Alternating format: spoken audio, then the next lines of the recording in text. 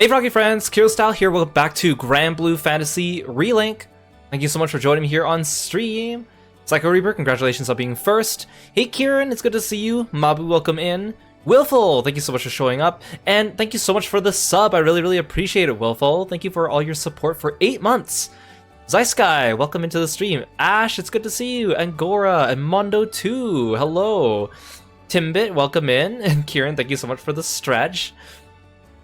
So today we are playing more Fate episodes. We're almost through the Fate episodes of this game, so let's get through them. And thank you for calling Kirby, Timbit. Hello Kirby, you're here to join me today. So we've done the Fate episodes for the main Grand Cypher crew, plus Fairy and Id, and the Dragon Knight. So we only have 7 characters left. So I thought I would save Zeta and Vasaraga and Yodarha for last, because they're also the last ones on the character select screen. And also, all 3 of them are involved in events relating to the society. So they kind of grow together, even though Yoda's not part of the society, he just participated in one event. So that leaves us with these 4 characters, so they get to go together into one stream. And each Fate episode is roughly about 40-45 minutes, depends. It's 9 episodes plus a prologue and an epilogue, and includes 2 fights. So we'll get through this. Now you'll notice right away that I have Charlotta and Narmaya with me, who I did not have before, so I recruited them off screen, so I will show you a clip of me recruiting them if you're watching this on YouTube here, so you can just see me previewing the characters. Okay, let's recruit some new characters. Okay, so we have enough crewmate cards for all the other characters we're missing. We're gonna do Charlotta and Narmaya today, in addition to Ganagoza and Cagliostro. So Charlotta is a knight who serves as the captain of the Lumiel Order of Holy Knights. Though she is small in stature, she wields her greatsword with aplomb.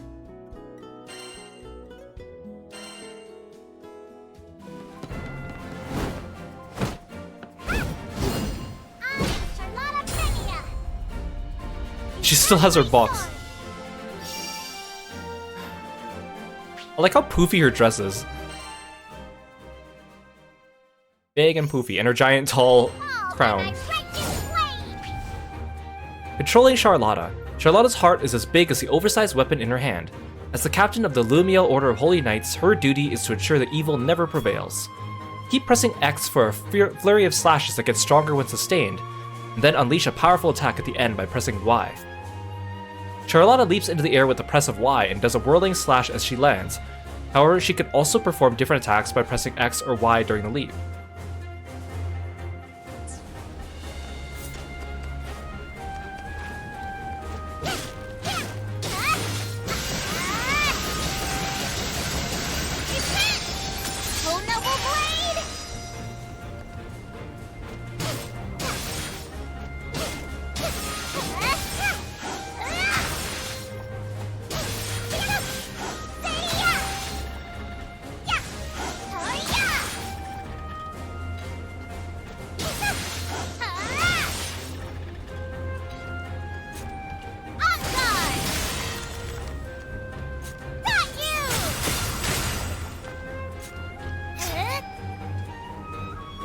Well, that must be like a counter stance. I shall be your forward.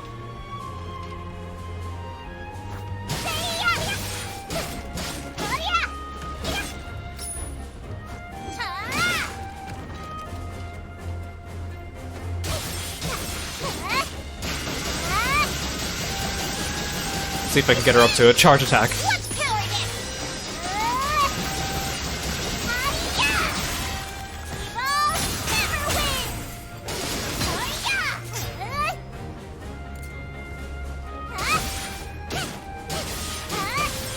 On.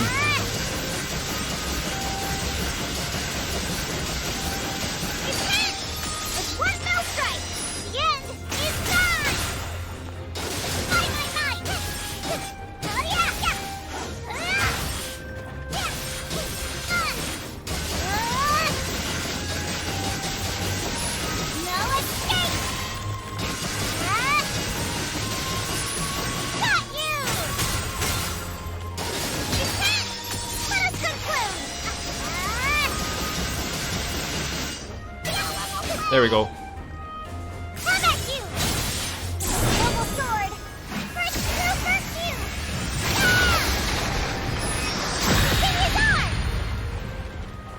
It's basically like her Skybound from Versus.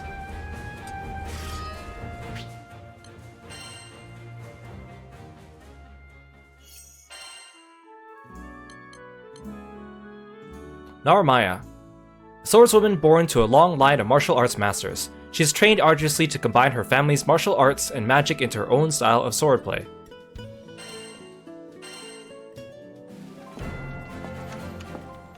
The butterfly alights. And just in time.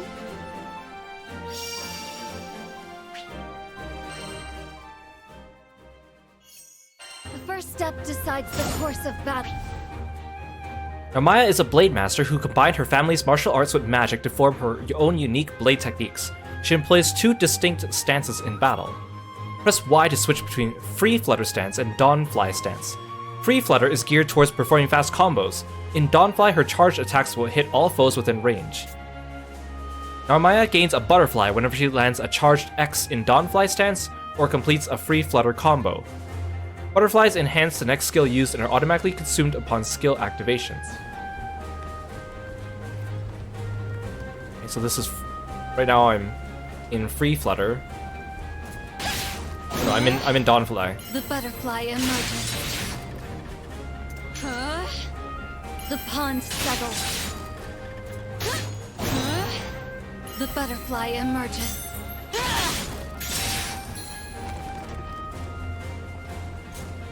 Wind in the fields. Crescent moon. There is but growth. Evanescence. Got her. Come, my friend.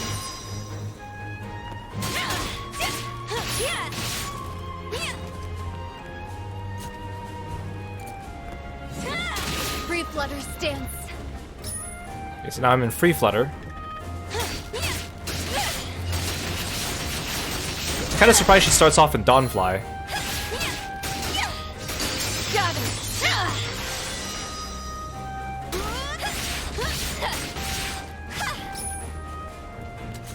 Rain on the hills. The tide rises. Decay! Float. Got her.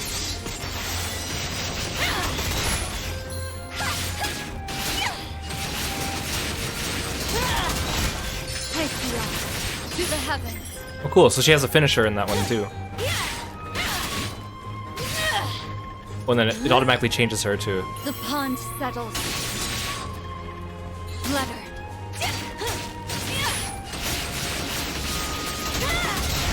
Got her.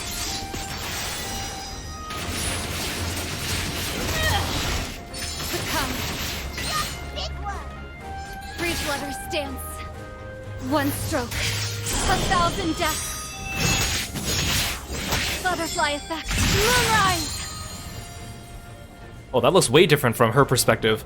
I've seen other Narumayas in random play with other people, and of course when they do their charge attack, I only see like a moon appear on the battlefield and she cuts it, but from her perspective, it actually looks kind of neat.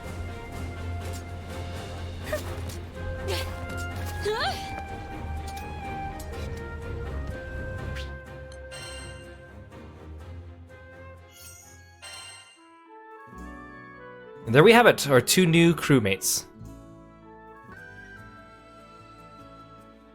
And we're back! So, let's look at our characters here.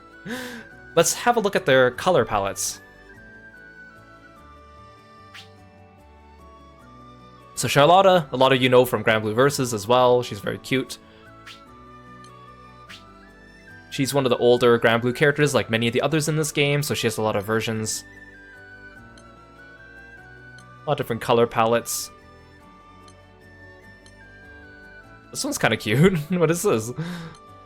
This one's her Halloween outfit. She was one of the first characters to get a Halloween version in the mobile game, so that's what her Halloween one is. And then she also has a light element one, because in the gacha game she originally is water element, and then she has a light version one later on that has a white dress. And of course we have Ganda Goza. I'll talk a little bit more about these characters if you're not familiar with them later. Our giant martial arts master.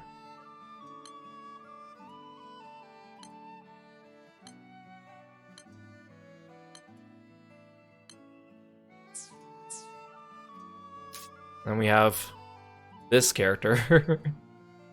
You guys know I don't like Narmaya. I'll explain why later in this video, why I don't like her. I swear, it's a good reason. I mean, she's very popular though, so a lot of people do like her, so... if she's your thing, that's totally fine. Thanks, Kieran.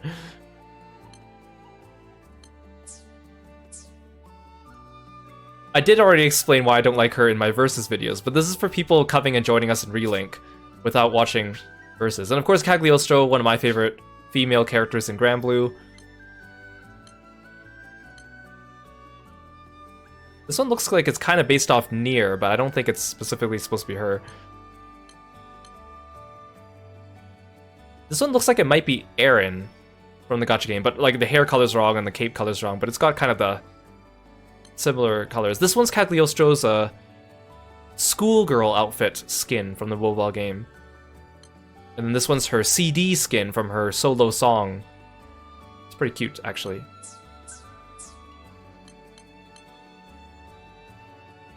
So before we do that as well, I also want to show you... Ooh, hope I turned off the stove. I am ready to do the last step of Vayne's Terminus Weapon Awakening. I was saving it for this stream. I literally just finished farming out this stuff earlier today.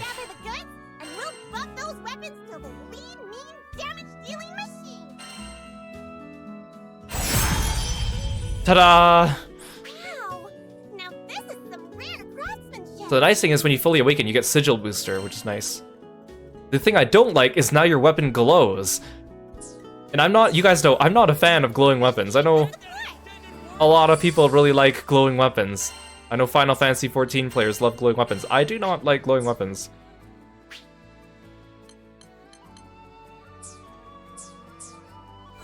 See, like, it's not a bad glow. I kind of wish that at least it only glowed if you unsheathed it, and it was still normal when it was on your back. But I just find glowing weapons a little obnoxious. No, that's not what I wanted. I want to equip this one, and then skin this one.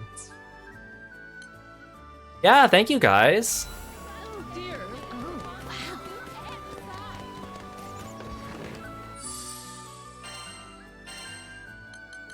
Back to Charlotta. You are under my protection. We'll switch you with Cagliostro. Yeah, I wish there was a way to toggle the glow. That's why I also have not finished the last steps of my awakening for my ascension weapon, because then it would be stuck glowing as well, and I want to use it as a skin. So the other day I actually streamed this game, and it was an unarchived stream for YouTube, but I farmed out a lot of Proto Bahamut, and I got Cagliostro's Terminus Weapon immediately. It was it was my 7th run when I got Vayne's weapon, and then I took a break, and then I came back, and it was my 8th run when I got Cagliostro's weapon. It was very surprising, and I was able to farm out more, and then I played a little bit with Kieran, who just got the game, so I helped him clear some low-level quests, and then I farmed a little bit with Onerio, and did some more Proto Bahamut. So I'm going to insert here on the YouTube version of this video a little clip of me getting Cagliostro's weapon, also because right now the only clip of me fighting Proto Bahamut on YouTube is my first clear, which took like 13 minutes. But now I have it down to an art, and I can get like below 5 minutes, and I know what I'm doing, and I'm actually able to keep up with the rest of the party. So I need, for the record, to show myself clearing Proto Bahamut in a decent amount of time, as well as a couple funny clips with Kieran and Onerio as well. So I will insert that here. You're trying to convince your friends to beat the world record? Good luck. Good luck. Here he comes. I kind of watched back my VOD of my first clear for this, and I was laughing at myself for like how much stuff seemed to be going down, but not that much stuff actually happens in this fight, honestly.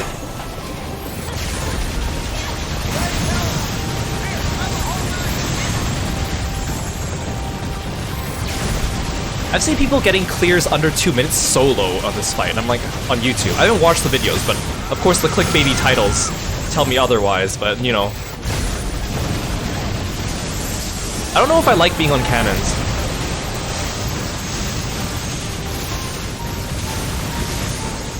On one hand, it's kind of like easy and I don't really have to do anything. On the other hand, it's kind of boring.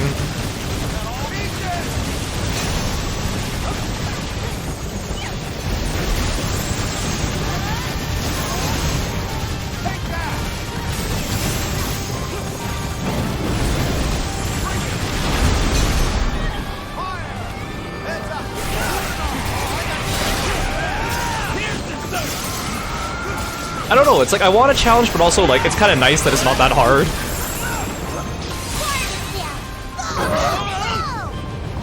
It's kind of nice that I don't have to like worry too much.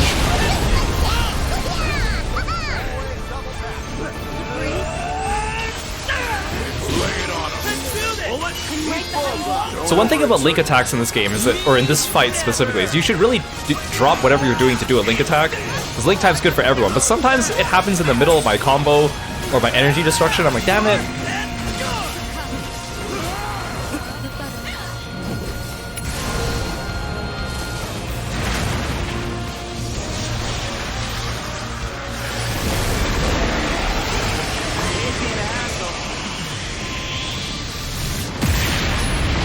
Hello, Skyfall. Oh, there's Rackham popping his blue potions for us, thank you.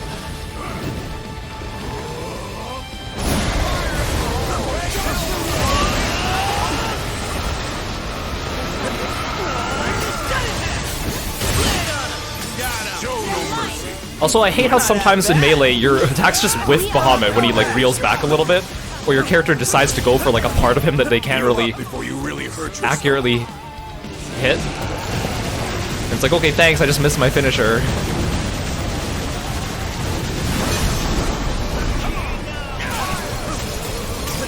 Why do I always get the AoE?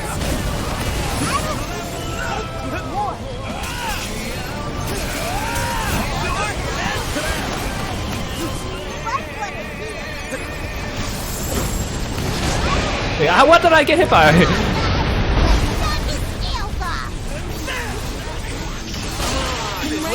Whatever, it's fine.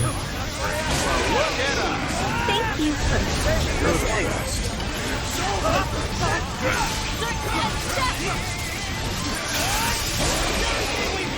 War demands blood.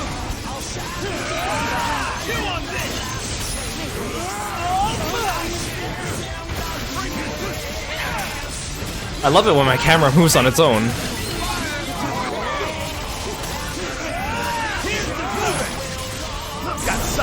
Good job, Rackham.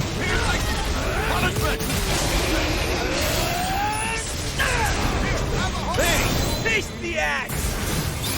It's mine! Take this! Red detonation!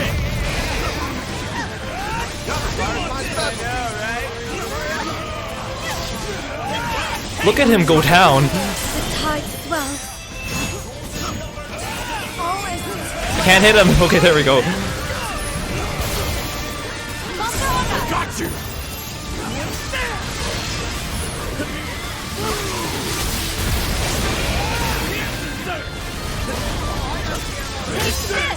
Kiro detonation. We do what we can. Wanna get this off? Yes! Energy destruction. No escape. Oh yeah, link time. That's perfect. That's perfect. I missed my attack. Are you kidding me?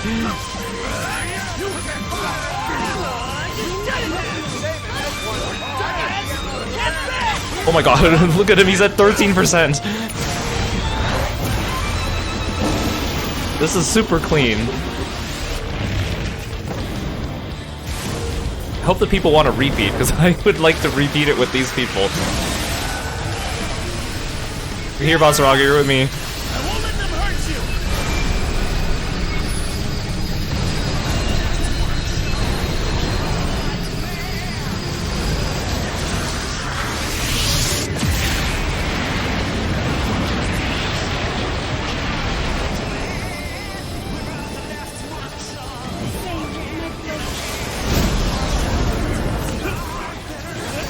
Oh no, come back here!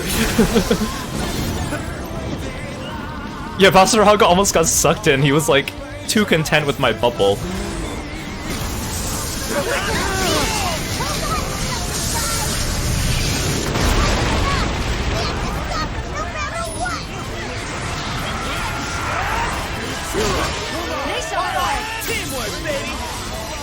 No, I had to cancel out of my energy destruction. Wars are won on unity.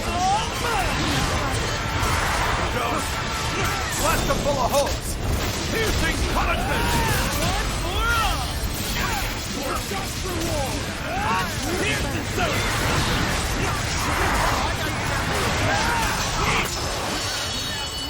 Clean! Can we just do this for the next 4 hours?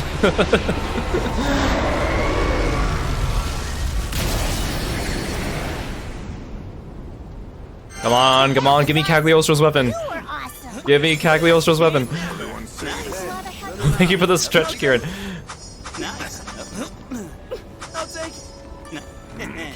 Oh, Cagliostro's weapon! Are you kidding me? Are you kidding me? I got Cagliostro's weapon! I'm so done with this! I don't need to farm anymore! How? How? What the heck? Why was my luck so good? Okay, I need to save this clip. I'm gonna save this clip at least. That was so clean. Everyone, you get an MVP. Yeah, that's the end of the stream, guys. It was a 16-minute stream. We're done. Yeah, Zosimos. Can we please repeat it, guys? Do you want to go again? Come on, everyone. Come on. Come on. Come on, Basaraga. Yeah!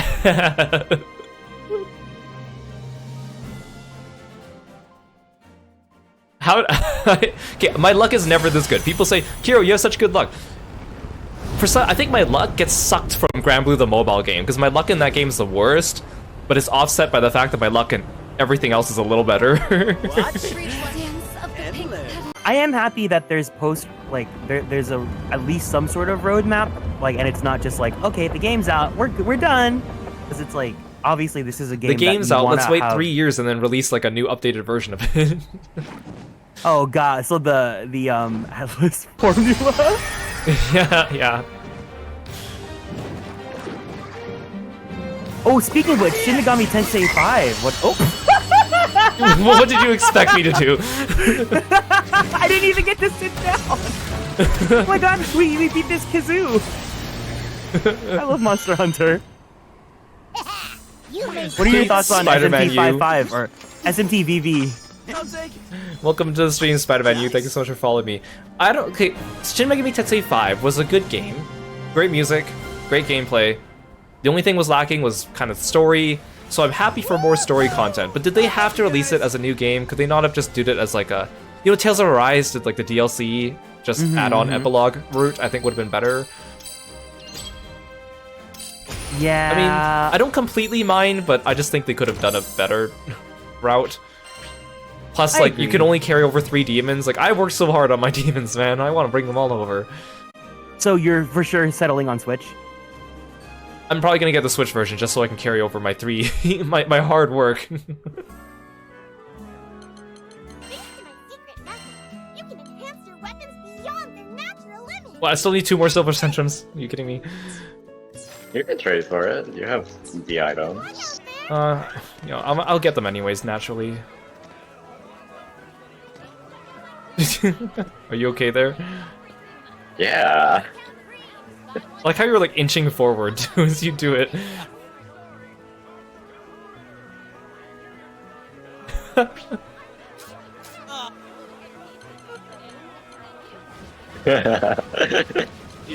creams, buy one get one free. Come on, people, don't miss this.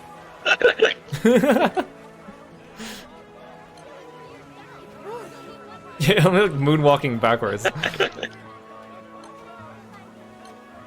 look and pick vegetables for sale, all organic.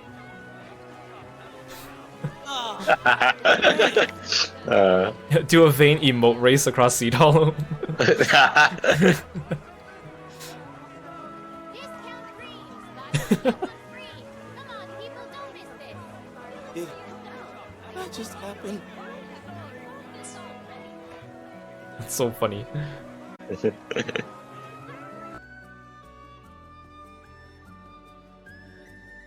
Okay, and so in the meantime, I've also been farming more Proto-Bahamutes, and I actually have the Terminus weapons for all the characters I had before I recruited Charlotta and Narmaya. So, like, I have Sky Piercer, 7-Star Sword, Blutgang, Frikugel, Caduceus, Draconic Fire, Dagger of Bahamut, Ethereal Lasher, Damascus Knife, Mjolnir, Gottfried, Balmung, Sword of Bahamut. So I literally just have the weapons left for the characters I don't plan to really play, Charlotta, Narmaya, Zeta Vasaraga, Yodarha, but I will farm them out, and it shouldn't be that bad. My drop rate for the weapons has been pretty okay. I would say it's supposed to be like a 10% drop rate. I'm pretty sure my drop rate is closer to like a 20 or 25%. I was pretty lucky. I guess to make up for it, my sigils have been very, very unlucky. I've rolled probably at least 500 Transmarvel sigils, and I have not gotten I've gotten only one Vayne character sigil at all. So, and it wasn't a useful combination, so I didn't save it. And so I was kind of like, but that's okay. I have time to farm that.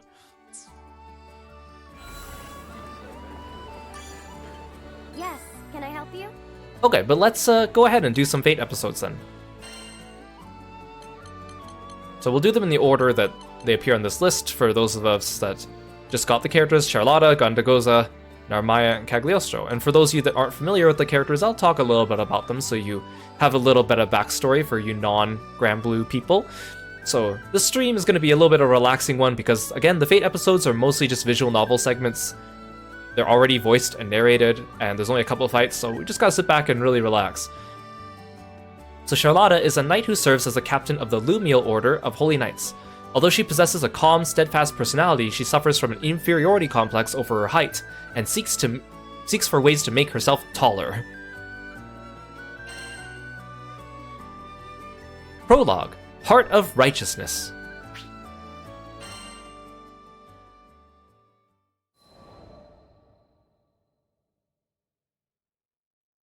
I was born in a snow-laden hamlet, peopled by Harvins, small folk more accustomed to the plow than the sword. We believed the skies far too vast for us, and, as I was soon to learn, its dangers far too many. It happened when I was yet a green, callow youth.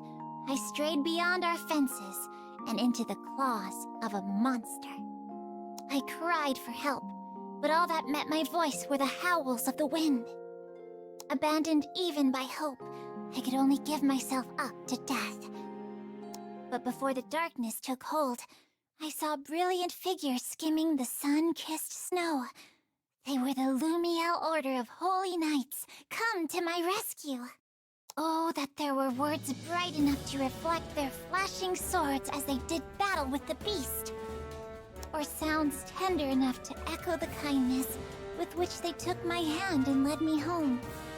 What can I say, but that they were as mighty and generous as the sun? On that fateful day, they gave me life and guidance. I learned that by shutting your eyes to danger, you only leave it free to wander in the darkness. Thus, I resolved to turn toward the light and become defender to the skies.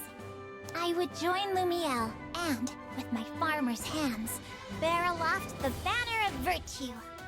I threw all my being into training, begrudging no amount of sweat or tears. And, with the passing of days, that little girl lost in the snow grew to become the captain of the Lumiel Order of Holy Knights. Way to go, Charlotta. Episode 1: Charlotta's Height Woes.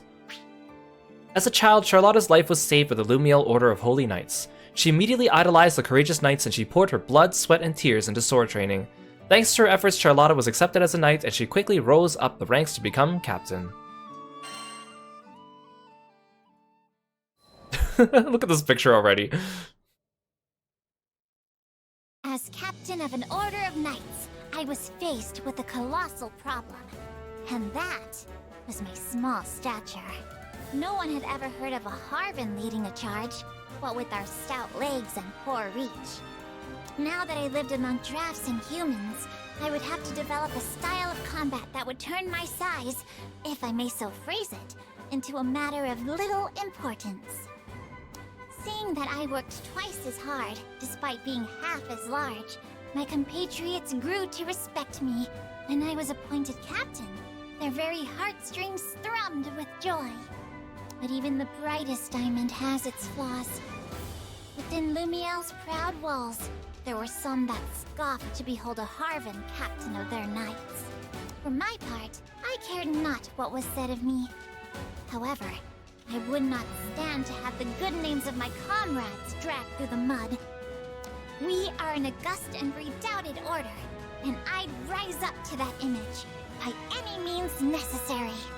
Thus began my days of height exercises, stretching devices, and miraculous concoctions. Not all came from reputable sources, but I took a tactical approach. If it had a chance of working, I'd try it. Days grew into weeks, which grew into months. But I grew not 1 inch. Then it happened. Right as I was on the verge of losing all hope, word reached me of a distant village that had devised a height tonic. Here was the answer to all my prayers. With expectation lending a spring to my step, I slipped from my quarters and set out on my quest. Hey Aru, welcome to the stream. Thanks for stopping by. Wait, Charlotta has a good sitting pose? I have to see this. Your stomach growling, and give it what it wants.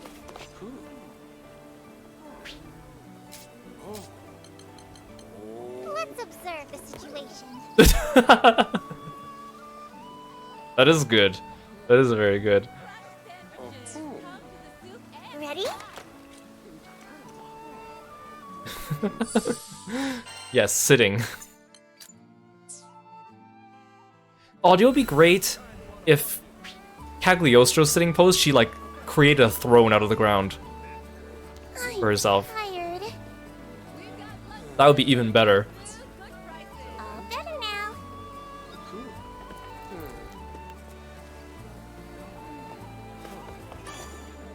Come If to only. the requests? Episode 2, A New Road Opens.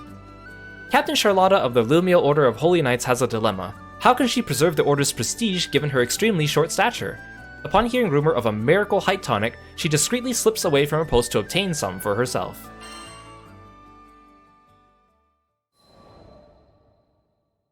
A new road opens. I had to take a mountain pass to the village, which was, in a word, perilous. Of course, I refer not to the countless monsters and bandits, whom I took down with ease. It was the tall steps and great boulders, insurmountable obstacles for a Harvan. I was forced to return to the foothills where, through Lady Sierra Carte, I sent out a dispatch for help. That was how I met the captain and crew of the Grand Cipher. With their aid, I reached the village without further incident, only to have my dreams utterly crushed. It turned out that this magic tonic was merely your average growth stimulant, designed to help a budding youth blossom to a seemly height. It could do little for a woman like me, already in the prime of her life. Thus, all my best efforts were dashed to foam. For the first and only time in my life, I cursed fate for cutting me out of so short a cloth. However, it was within the depths of despair that I would find new hope. The crew of the Grand Cipher was bound for Estalucia, which is said to be an island of miracles. Could not some power there give me what I seek? With newfound resolve, I was determined to accompany the captain to the end of the skies. Needless to say, it pained me to take leave of the Lumiel Order. I still remember the look of surprise on former Officer Bautorda's face when I told him of my resolution. But in the end, he expressed his admiration for me and my quest to become the very figure of virtue. Lady Bridget and Lady Cordelia also gave me their blessings. Oh, there are no words to express how grateful I am to my kind comrades. I dream of the day I can return to them with my head held high, and its crown measuring many feet taller. Being, at long last, in both body and spirit, the captain they deserve. Such are my thoughts as I peer out over the railings of the Grand Cipher onto boundless, majestic skies. Aw.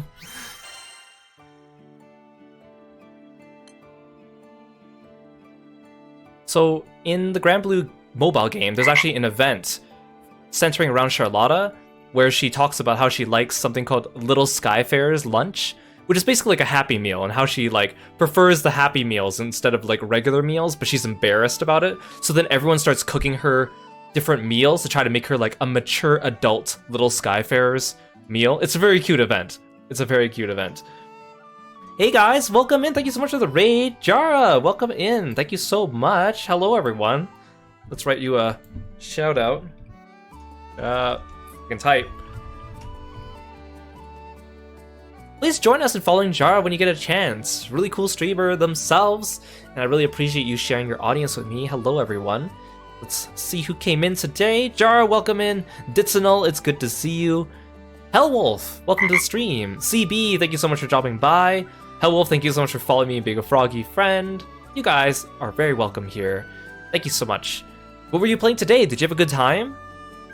If you don't know who I am, I'm Kiro. I am the frog-themed martial artist. We're playing Granblue Fantasy Relink today and going through the Fate episodes, which are like little visual novel segments giving us the backstory of some characters. So hope you sit back and relax, or go take care of yourself after your stream, because you deserve it. Thank you so much for coming by. Episode 3, The Holy Knight and the Bad Boy. On her way to the village that sells the Height Tonic, Charlotta meets Kiro's crew. They help her get the tonic, which turns out to be ineffectual. Charlotta's dreams are dashed. When she learns Kiro is heading for Estelucia, she is presented with a new hope. Thus, the captain of the Holy Knights joins Kiro's crew. Oh, it's one of these Mohawk dudes. One day, when I was visiting Seed Hollow on business, I espied a young man crouched in a corner of the central plaza. There was no mistaking his mussed hair, a style rebellious youth call the Mohawk, and surly face. Here was Sir Soupstock, helmsman of the family Zathba. Alright, Sir Soupstock. Is something the matter? The lad met my inquiry with a scowl. The hell are you looking at? Beat it, kid. Wait, hold on a sec. Ain't you a part of that crew? Assured of my goodwill, Sir Soupstock unfolded his troubles. Whilst making his usual rounds squaring away accounts, the lad had met with some resistance. One of their clients, a nobleman disdainful of Sir Soupstock's low birth and tender age, had refused to pay. I'm an officer too, you know. Got my own grunts working under me, good people. But we're dealing with the real frilly-pants, blue-blooded noble here. Any attempt to rough him up, and it's straight to the slammer. 'Twas a treacherous path, Sir Soupstock added. A single misstep, and it was his reputation in the mud. Hearing this, my heart went out to him, for I knew what it was like to feel green and small, with judging eyes upon me. I offered him my aid. I appreciate the thought, but no offense. You look like a kid. If I bring you on my rounds, they're gonna change my name from Soupstock to Laughingstock. At that moment, a servant arrived, bearing a message from the nobleman in question. It read, "I've decided to pay. Meet me at the following location." This whole affair was starting to smell ranker than a goblin's breath. He could just as easily have sent money with the servant. Why go through the trouble of arranging yet another meeting? There was mischief afoot, and I resolved to accompany Sir Soupstock to stop it in its tracks. Sir Soupstock. Episode 4, The Deceitful Nobleman. Soupstock complains to Charlotta that an aristocratic client refuses to pay for information that was delivered in full, damaging Soupstock's pride and credibility. Suddenly, the client's servant arrives with a note for Soupstock, saying the client will pay the money. Charlotta senses treachery and accompanies Soupstock to the drop-off spot.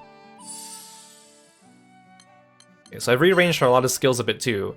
I mostly just picked the DPS ones, plus the one that gives her a little bit of invincibility, because I don't really need the party utility.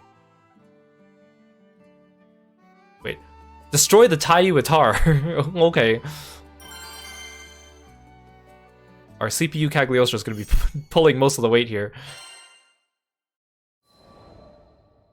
The deceitful nobleman. We arrived at the appointed location, a corner of Castle Seed Hollow, to find the nobleman gazing down at us from a parapet. Ah, just the face I've been waiting to see. My hair stood on end. The crooked smile on his face spoke louder than words. Though I knew his intentions to be wicked, still, I tried to help the man see reason. You gave your word to pay the family Zathba what they are due. Surely you would not break your troth and besmirch your honor. But the man only sneered. Leveling a finger at us, he cried, My brothers and sisters of the one true church, these are the enemies of Avia. In the blink of an eye, we were surrounded by Aviate soldiers. You did well to lead us here. So these were the remnants of Avia. Even the fall of the church had not been enough to shake their faith in Lilith. In their eyes, Sir Soupstock and I were interlopers. Blasphemers they must put to death. You've got another thing coming if you think you're gonna get away with this. Sir Soupstock glared up at the Cullion. I too felt a righteous rage boiling within me. Crooked vice must be beaten straight with the hammer of justice. You shall rue the day you brought the wrath of Charlotta Fenia upon your heads!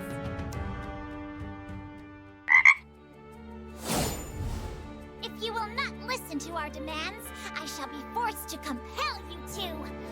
Does anyone else hear a buzzing little flea? Go forth, my Tayuatar, and decimate them. Hey, Bud Fonty, welcome to the stream. Thank you so much for following me. Also, look how big Andagoza is next to Charlotta. Power races within us! Good thing not a coin was spared to ensure your defeat. If you've got that much dough, just pay us already. Nice.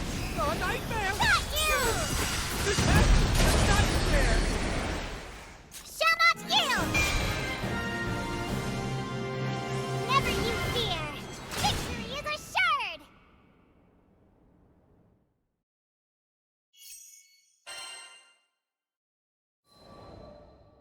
The deceitful nobleman.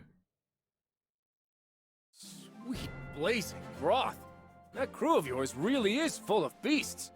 After making some courteous response to Sir Soupstock, I turned my attention to the nobleman. You must pay for what you bought. I thought even children knew that. And so, with many groans and grimaces, the varlet handed Sir Soupstock what he was owed. You sure got me out of a tight spot. Thanks. And sorry about all that crap I said about you looking like a kid. I assured him there were no hard feelings. Comforted, he continued. I shouldn't be saying this being in my line of business at all, but truth is I'm not much of a fighter. Would have been dead meat if it weren't for you. He confided in me that, when the Tayuitar appeared, he felt the blood of courage draining from his body. I too am not immune to fear. But as a pure and righteous knight of Lumiel, I have duty, honor, and purpose as my guiding lights. Hearing that, Sir Soupstock graced me, for the first time that day, with a shy smile. Yeah? Your stomach growling? Give it what it wants. Hello there!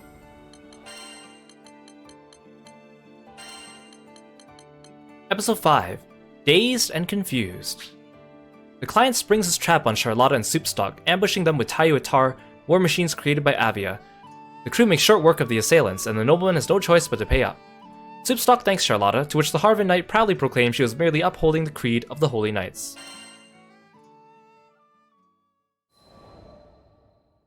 Dazed and Confused.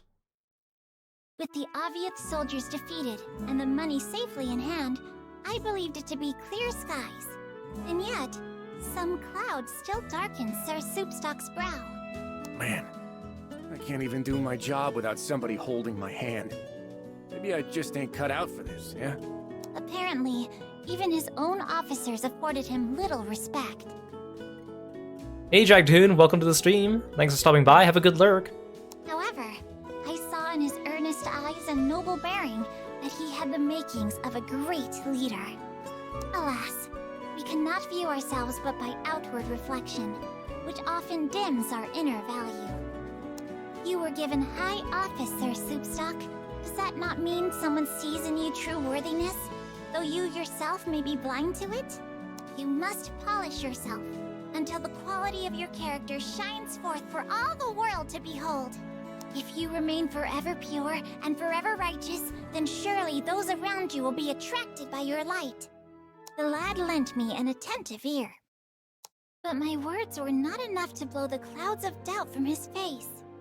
I mean, just take a look at how our city's split. You've got Golden Oaks, where the nobles and elite dwell, and the rest of us tucked away in Copper Square, which is, let's face it, a slum. He continued. Those wide-eyed beliefs of yours wouldn't last 2 seconds among the dirt and smoke of Copper Square. I wish I could be the person you say I am, but... Biting his lip, Sir Soupstock shook his head and fell silent.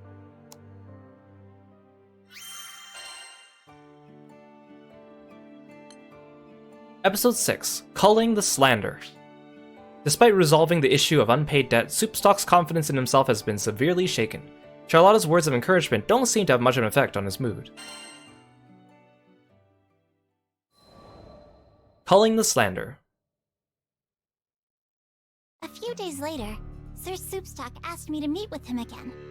In a cozy Seed Hollow tavern, he told me he'd investigated our erstwhile friend, the nobleman. It seemed the scoundrel was now prancing about the city, spreading lies and slander about the family Zothba. Sir Soupstock hoped to make his own rounds and mend what damage he could.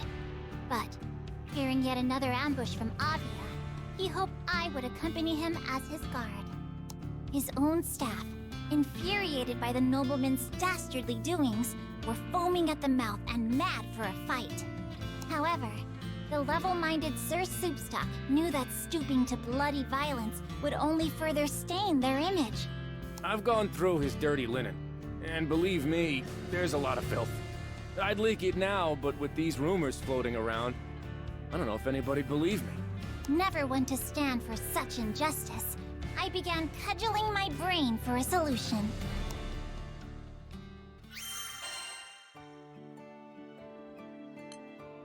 Episode 7, Uncovering the Truth. Soupstock asks Charlotta to meet him at a tavern. He reveals that the unscrupulous noble has been spreading rumors around Seed Hollow in an attempt to tank the family Zothba's reputation. Soupstock intends to settle the score with the nobleman and asks Charlotta to be his bodyguard in case of another attack like last time. Uncovering the Truth. Look at the swirl of her hair. To meet with people in the street, contradicting the libel and restoring faith in the family Zothba. I learned that a good informant is well known and well trusted, and, according to his own officers, no one in Seed Hollow was better liked than Sir Soupstock. Though his mannerisms savored, admittedly, of a brute, at his core he was as sweet and pure as any lily. It was little wonder the denizens of Seed Hollow were fond of him. As we exchanged more words and tidbits of information, a picture began to form of the nobleman's intentions. He was not acting, it seemed, solely from a place of vengeance. The churl desired to build his own network of informants, using the remnants of the Church of Avia. Furthermore, in his lust for wealth, he was terrorizing the good people of Copper Square and compelling services from them. Thus, the family Zothba, who kept peace in the district, was to him a bother and a nuisance. It was likely he craved their banishment. Now, fully apprised of the situation, Sir Soupstock told me of his intention to once again meet face to face with the crafty villain. These chapters are really short, compared to some of the other People's Fate episodes. Episode 8, Soupstock's Trap. Charlotta and Soupstock work steadily to dispel the falsehoods the nobleman had spread. As they gather more information, the nobleman's true machination comes to light. He aims to run the family Zathba out of town.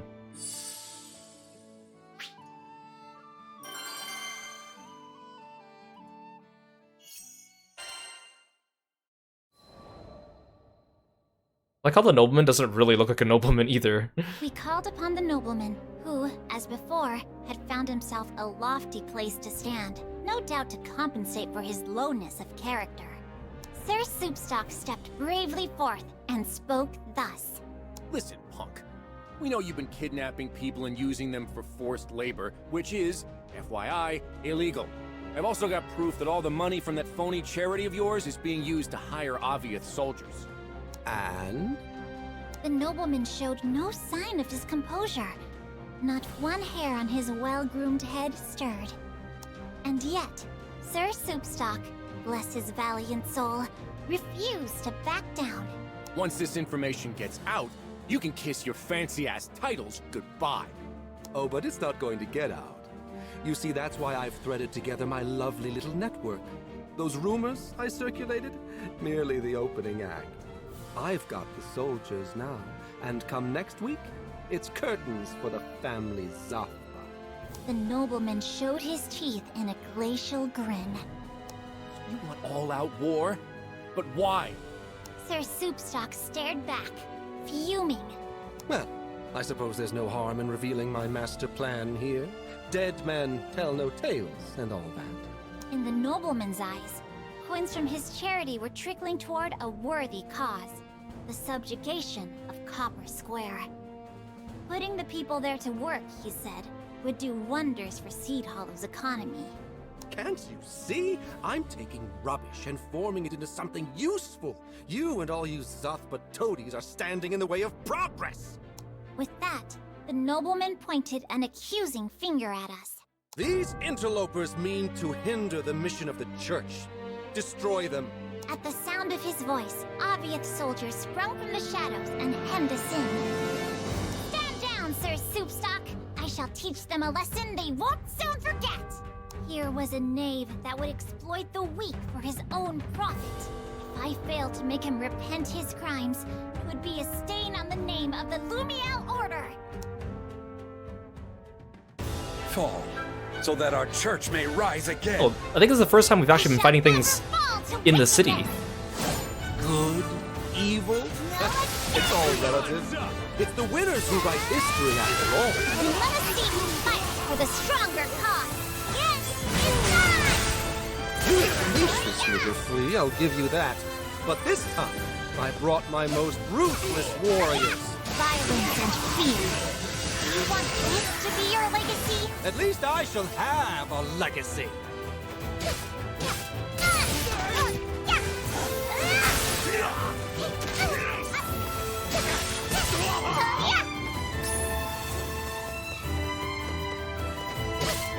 What? You can't even kill a little girl? Fools! Worthless pigs! How dare you speak to your comrades like that? You're the only pig here. Not you!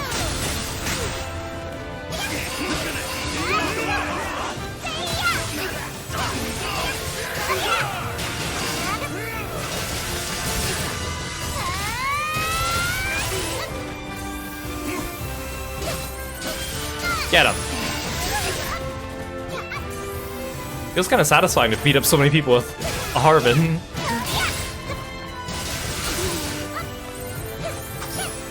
All units advance! Destroy them! Destroy them! Soon, you shall see that justice always prevails!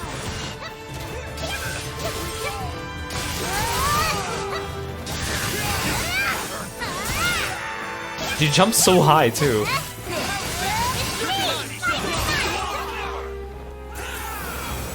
These Dragoon wannabes.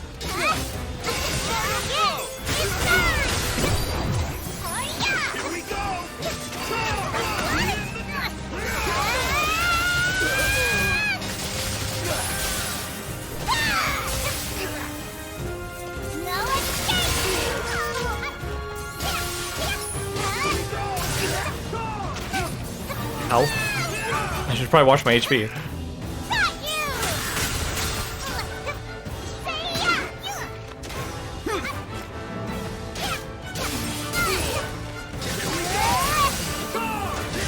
With these archers.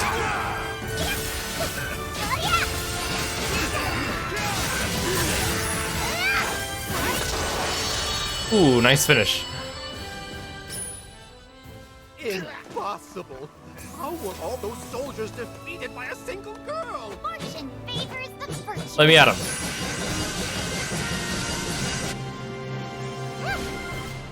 That was a battle for the ages.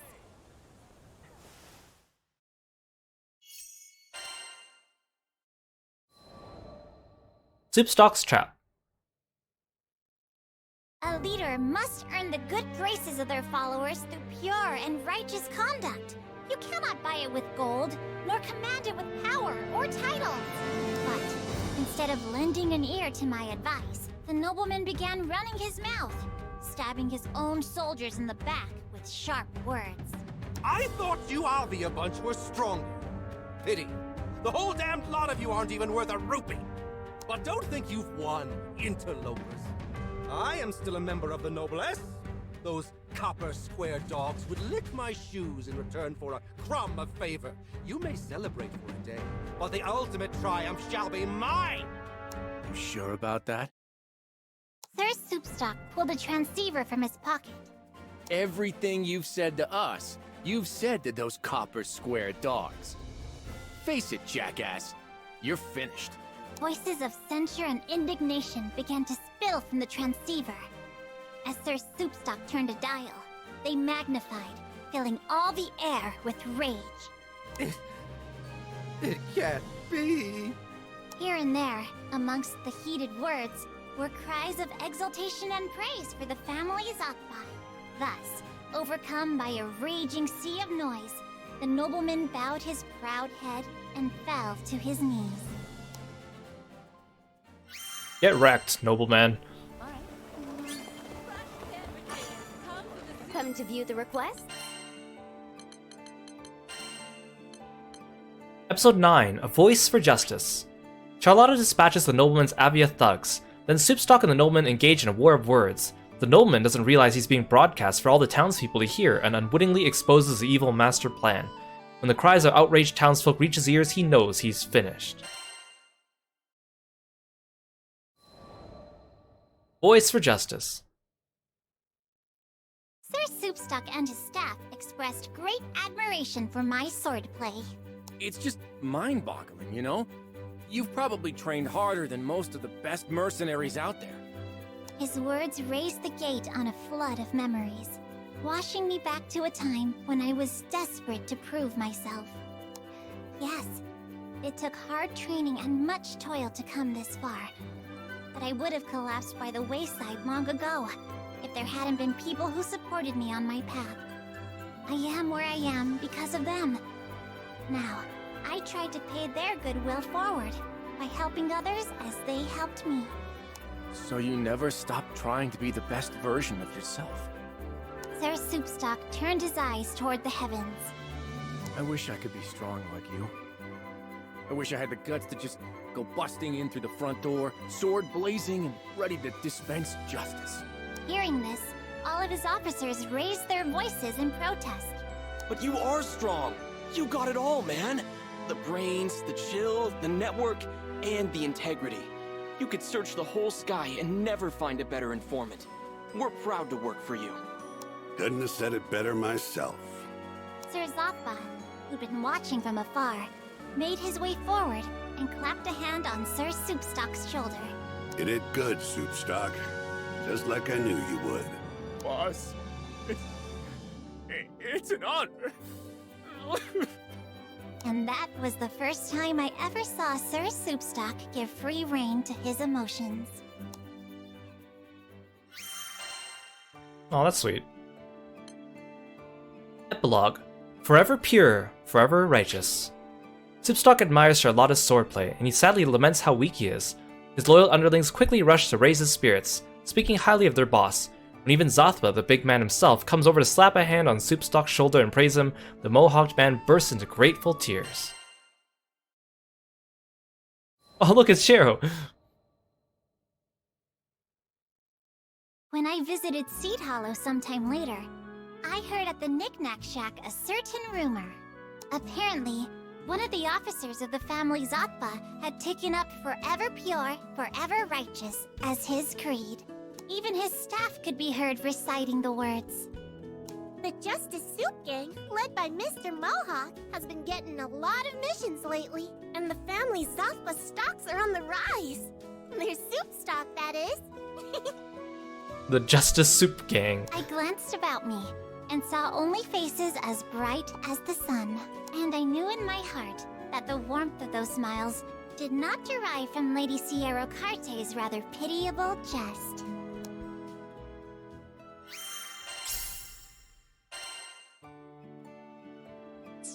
That was pretty quick compared to a lot of the other Fate episodes we've done.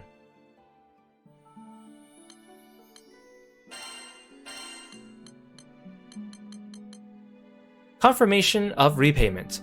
Proof of payment. Witness copy. Goods and services rendered. Highly classified information. Contents of previous item. Redacted. Remuneration 200,000 rupees. The full amount above has been received. Something is written on the backside. Collection went off without a hitch thanks to you guys. I'm assuming you'll just toss this slip, but hopefully not before reading this message. So I couldn't tell you this in front of the boys. As a punk kid, I looked up to guys and gals who stood up for justice. Problem was, I had a real crappy childhood.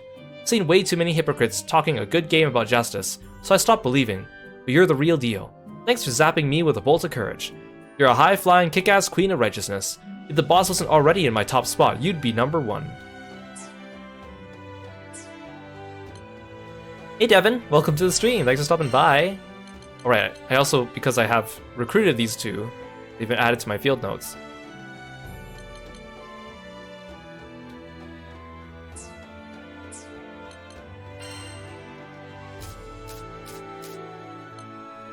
Oh, Holy Kingdom of Lumiel. And the Lumiel Order of Holy Knights. I also got some stuff to pick up.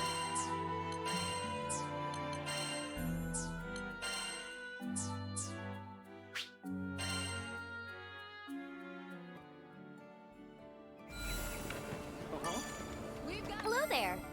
Right. Okay, oh, that was pretty fun. Again, it wasn't like a super compelling story, and I didn't really learn that much about Charlotta, other than, of course, her being righteous and stuff, but it was a sweet story, and it had a good ending to it, so maybe I'd give it like a 5.5 out of 10. A big part of that is also because it was pretty short, so it wasn't too much to endure. So now we're going to move on to Gandagoza. Gandagoza was actually one of my very first characters when I started playing Granblue. I actually went back and checked the other day, and he was my second SSR character I ever got. And back then, again, Granblue was very new, and there wasn't much of an English community, and I was like, who is this guy? And I got him, and I couldn't find anything about him. Like, I did a Google search, and like nothing came up. But he's really funny.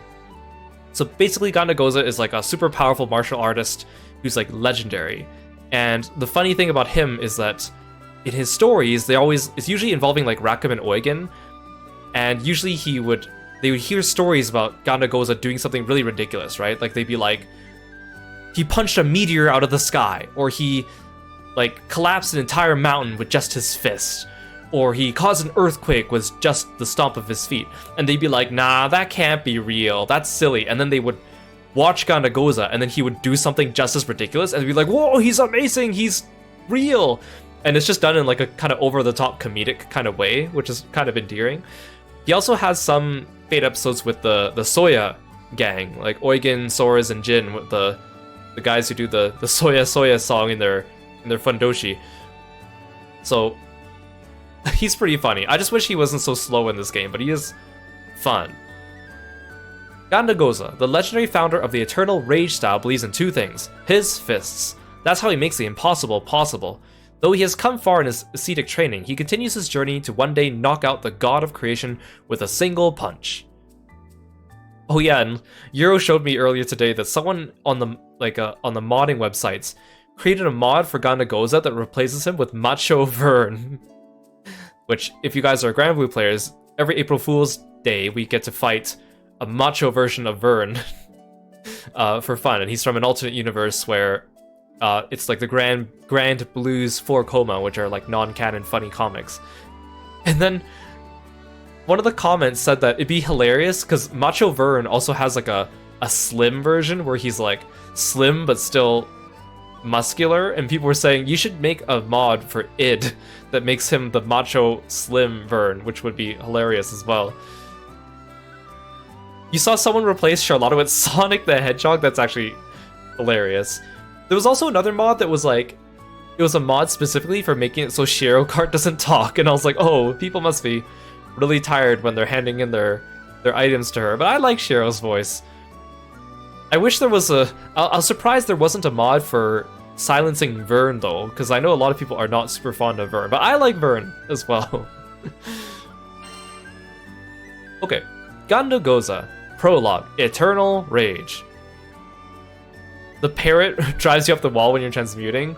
It's a little... It's like annoying, but it's like the endearing, sweet kind of...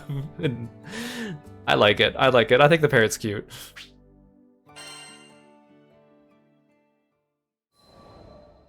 Eternal Rage. I trusted only my fists. If you wish to reach transcendence, you must beat out the path with your own knuckles. Of course, Ganda Goza has the most amazing facial hair. And chest hair, I suppose. I also keep thinking about, like, his belt buckle is like a sun shape, but it's got like 3 points pointing up towards his chest.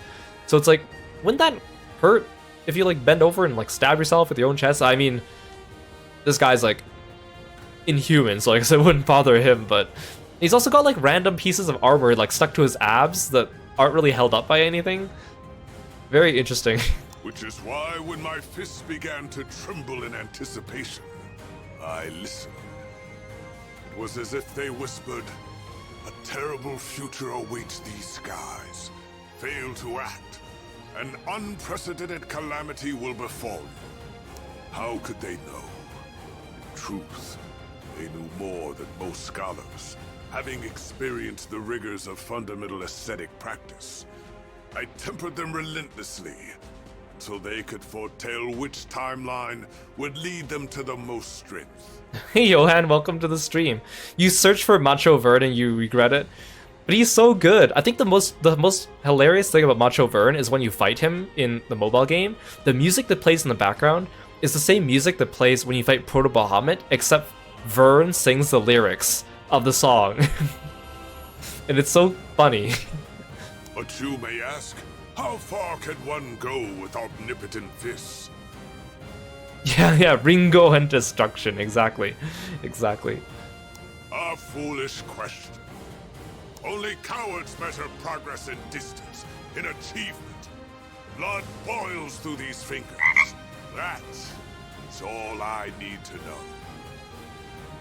Hey, Skinny Cat, welcome to the stream. Thank you so much for following me. I feel the fire raging inside. The storm has arrived, and I shall catch it with my bare hands.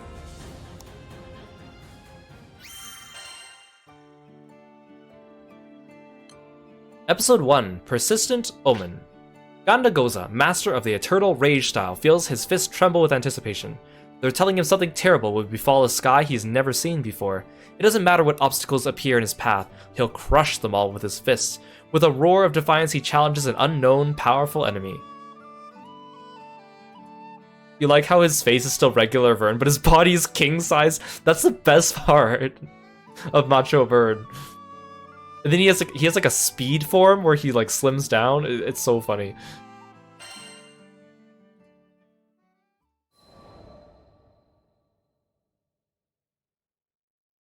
Divinity above, I wish you no ill will, but your defeat shall be evidence of my life's work. I'll recite it. I ended the evening's meditation. Decades of such ascetic training had finally borne fruit.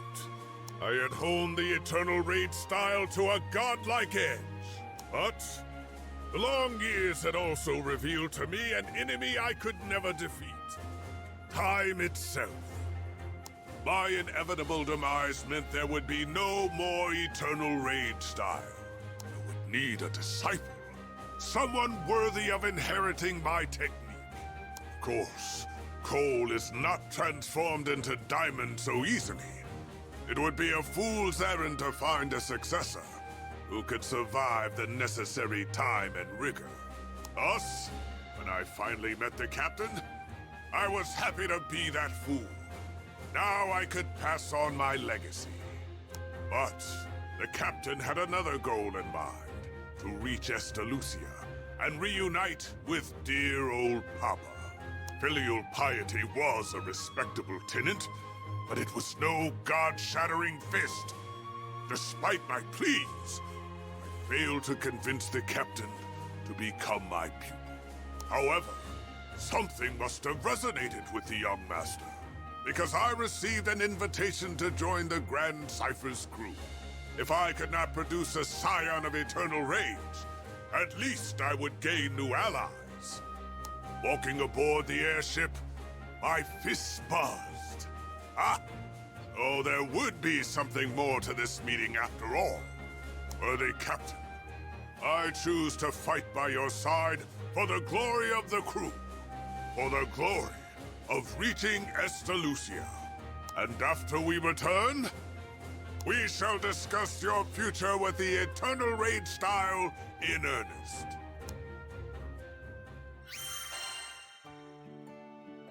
I really don't know what to expect from these Fate episodes. Episode 2, Fists of Legend. Gandagoza dreams of demolishing the Almighty with a single punch. He honed his body and techniques into a force to be reckoned with, but even he can't stop the sands of time. He hopes to find a successor in Kiro and pass on his style after Kiro reaches Estalucia. Oh yes, Rackham and Eugen are in this, yes. You heard all the stories about the old man, right? I could hardly believe my ears. Ripping the Grim Basin apart with a single punch? Joining a war just so he could spar? And defeating both sides? Knocking over a whole mountain just from turning in his sleep? He's just so good already. Wait, this is written in first person from Rackham's point of view now. I call BS. And just like crap, there was probably a kernel of truth in there somewhere, but come on, who believes this stuff? Turns out, idiots like me. See, I've actually witnessed Gandagoza smash a meteor into space dust. Yeah, the dramatic music is excellent too. You think people will catch on to that story too? Of course they will. Why else do people go to the pub? Man's favorite pastime is recounting tales of people braver than themselves. But it's so hard to believe, and I saw him do the damn thing. So, yep, though the old master's legends were numerous, and honestly downright ridiculous, they were also the truth. What's crazier, Ganda would never toot his own horn. After crushing a dragon with a sneeze or what have you, he'd just say, "Ugh." Yep, actions speak louder than words. That's a real man's man for you. You gotta admire that. What I would give for his rippling biceps, though. Looking back now, none of us could have known. There, in the Zeka Grande Skydom, Gandagoza was about to use those rippling biceps to start a whole brand new mythos. I hope his entire Fate episode is just narrated by Rackham. It'd be so funny, I would love it if every single episode was just him doing something different. Like a different person reacting to a different crazy story of Gandagoza doing something ridiculous.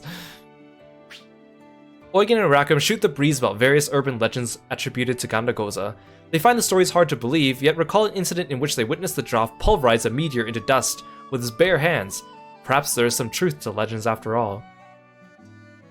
It's so funny because in the mobile game, when Gandagoza punches the meteor, it's an actual like fight they put you in. It's a fight with you playing as Gandagoza, and there's just a giant meteor in the sky coming at him, and he punches it.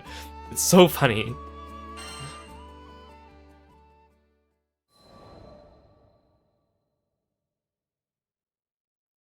Sierra gave us the news. Is it just every episode narrated by different people, and then Gandagoza just standing in the background with his back turned? I'd be up for that. A lone brawler managed to stop a force of hundreds atop Mount Nagelith, all while quelling a raging blizzard With his bare hands? I'm not a betting man. Well, I'm not a drinking man. But, well, I'm not a man who bets when he drinks. But I'd put good money on our brawler being Gondagoza. It hadn't been that long since we sailed to Zega Grande, so the old badger must have been working overtime for word to spread so quick. I asked Sierra to spill the details. The force he scattered was a group of soldiers, remnants of the Church of Avia, and word was they were specialists in guerrilla warfare. Sure as hell they were a fierce troop. How does an unarmed martial artist take them all out? Not that I could ask the master, because you know what he'd say.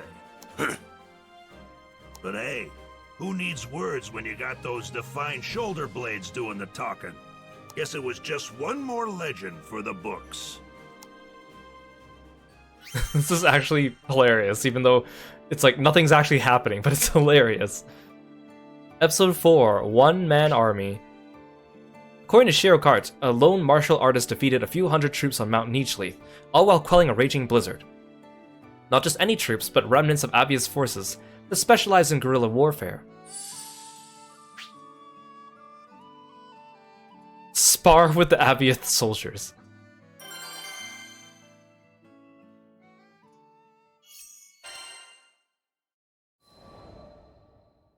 One-man army. Call for reinforcements! We need all the support we can get! Why is everyone from that crew a beast? What are they feeding them on that ship? It was a nightmare. Actually, worse.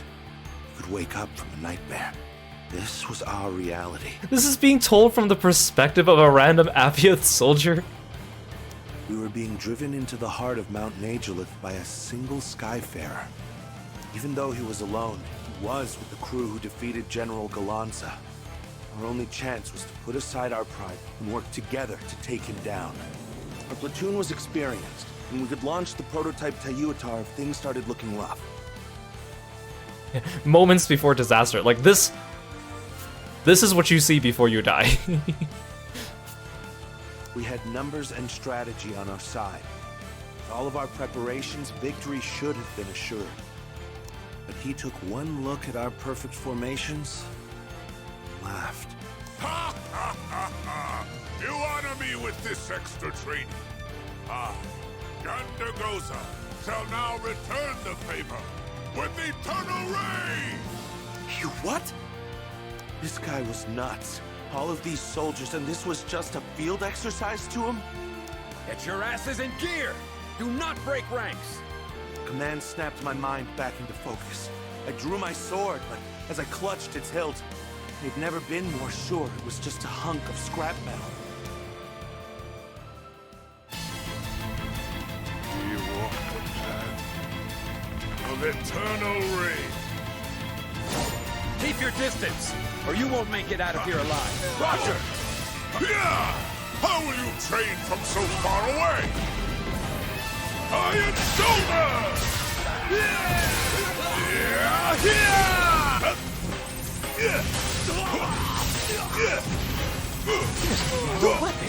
Is this a joke to him? Who is this guy? Could be the devil himself for all I care.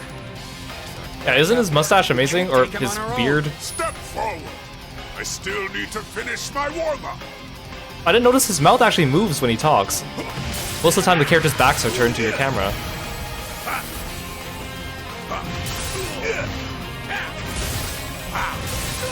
From the clouds, breaks the storm!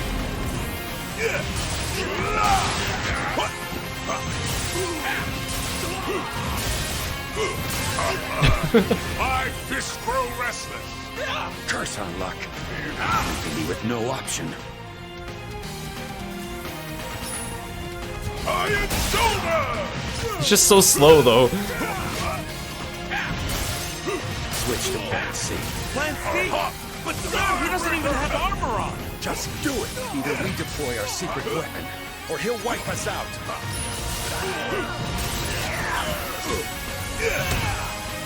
Go, Tayuatar! Deliver us from this accursed giant! I applaud your desire to continue fighting, but... He took out Tayuatar. Of course he did. I want all units deployed. Courage, troops! No one lives forever. With these fists, Oh, hi, there's more. nothing is impossible.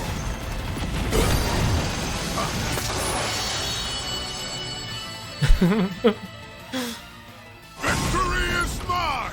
He's a monster! Commander, your orders! Commander?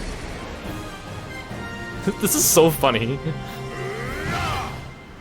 Reject impossibility!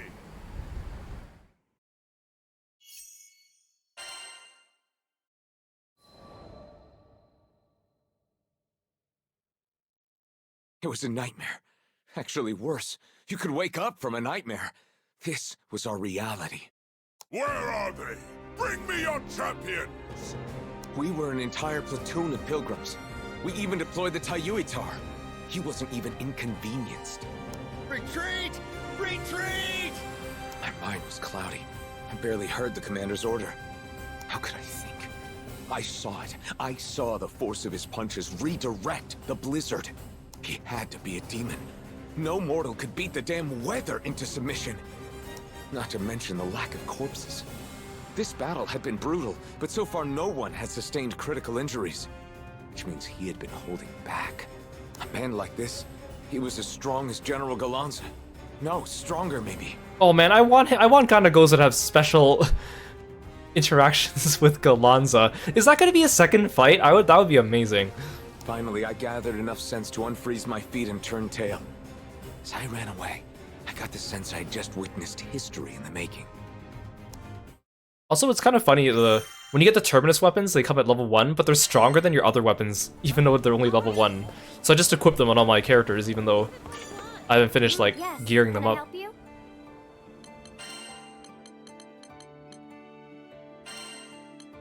You literally cannot stop looking at his beard. It is a very magnificent beard, isn't it? Here comes a new challenger.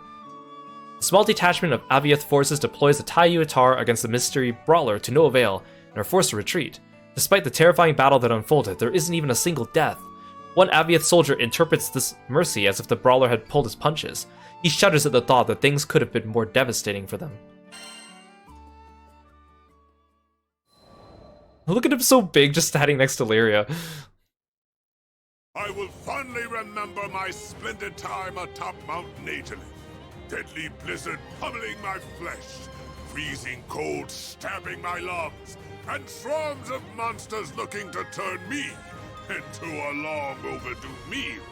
These were already the perfect conditions for training, but sweet, generous fortune had even more in store. I crested a snowy knoll. What should I see but the obvious crusaders setting up camp for their own war games? Follow the fist, or it shall lead to serendipity. Unfortunately, however, it seemed my newfound sparring partners were on a stricter schedule than I, as they took their leave before I could properly thank them. He's just out here sparring and he wants to thank them. Ganagoza, a letter came for you. Now this was a rare occurrence. It looks like it's from... Whoa, no way. Her mouth was agape. I peered down to read why. From Galanza. Yes! Yes! The Silver Wolf Corps General. This would be intriguing. Oh my gosh. Everything that I'm saying is coming true. Look, even episode 6, a match made in heaven. Oh man. Yeah, follow the fist for it shall lead to serendipity. That's a good new motto to have. Ganagoza looks back fondly on his training on Mount Nigelith, where he battled tough monsters, obvious soldiers in the elements. With those foes bested, he now battles boredom. That is until Lyria stops by with a letter from a new challenger, Galanza of the Silver Wolf Corps.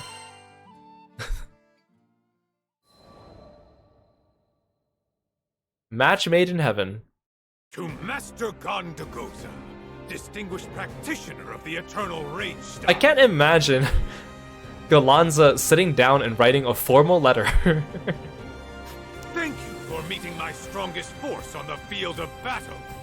They spoke highly of your ferocity.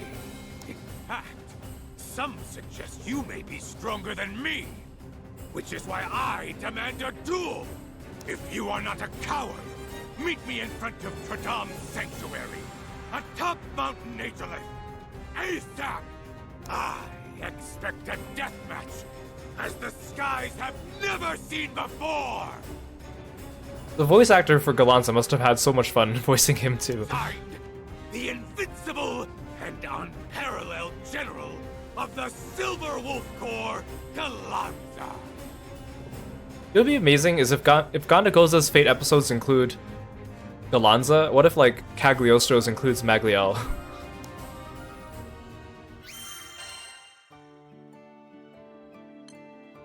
Episode 7, Believe in Your Fists.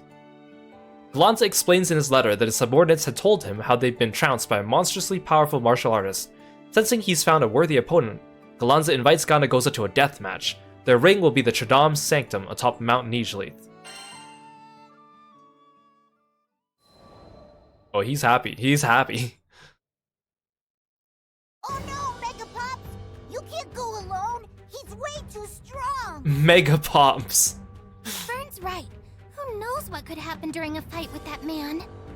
What loving kids to spare their thoughts for me. But Galanza was a man of unparalleled battle acumen. I could not pass on such an opportunity. Call myself the greatest fighter in all the skies. I must best the greatest fighters in all the skies. Captain looked at me with trusting eyes, as if to say, "Go, noble warrior. This crew believes in the might of your god-shattering fists." Seeing the tacit acceptance of their commanding officer, Lyria and Vern finally relented, but they insisted on joining, in case the worst befell me. Their support was my tailwind. We left for the battlefield. Witness me, children. I shall fight the fight of rage!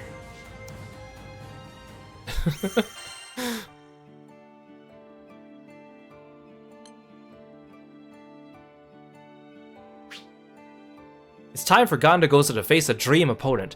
His heart races with excitement. He and his personal cheer squad of Lyria, Vern, and Kiro head for Mount Nigelith to meet his potential equal. Okay, I also just realized that none of my characters here have sigils on, so I should probably give him some. I don't know how they're going to... how hard they're going to make this fight. I mean, it can't be as bad as the EO one, but... First, let's get his critical hit rate up to like 100. Just equip whatever else I have.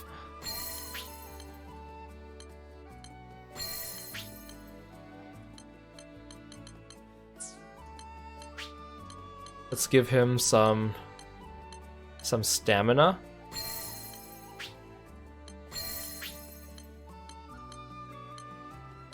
Let's give him some... well, he's not strong enough for damage cap.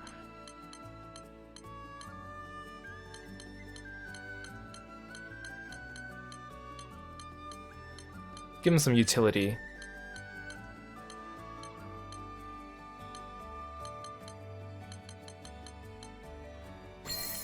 Give him some HP. I don't have an extra stout heart to give him.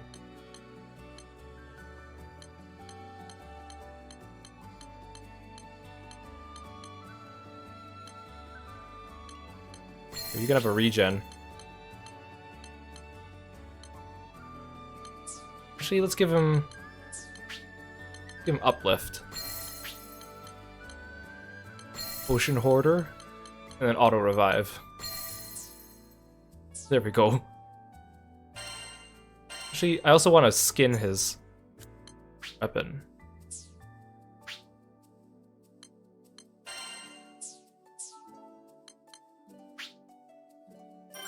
Now we're ready.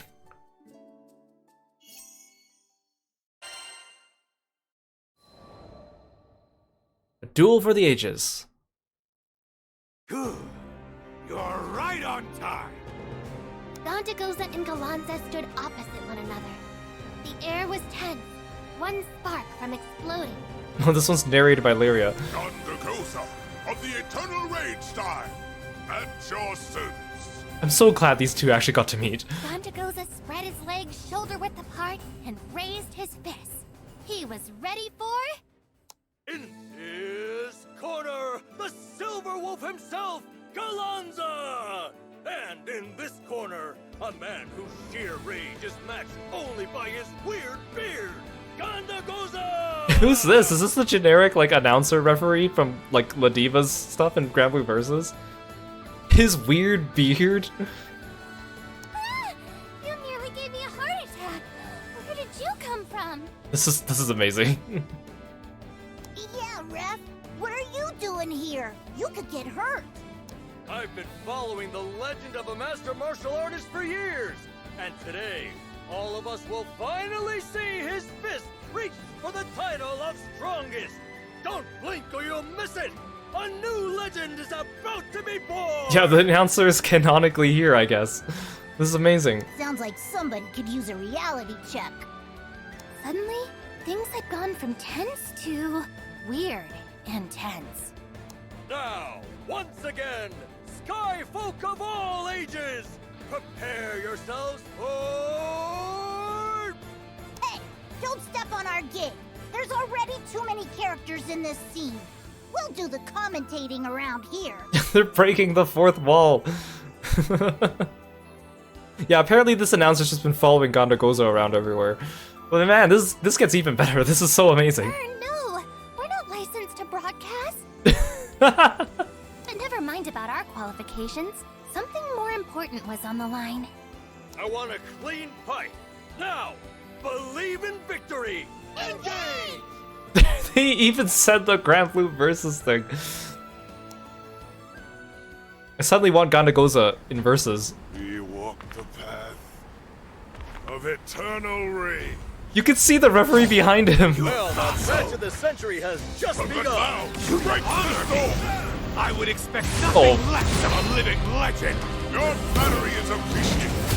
Now come at me with everything you got. Everything? Don't mind if I do. I did so much damage to him with just one hit. I'm a little disappointed.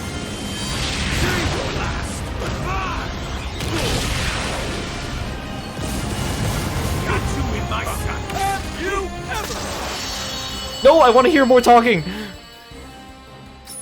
Gondagoza put his whole heart in that one. Has he done it? Gondagoza? I can't look.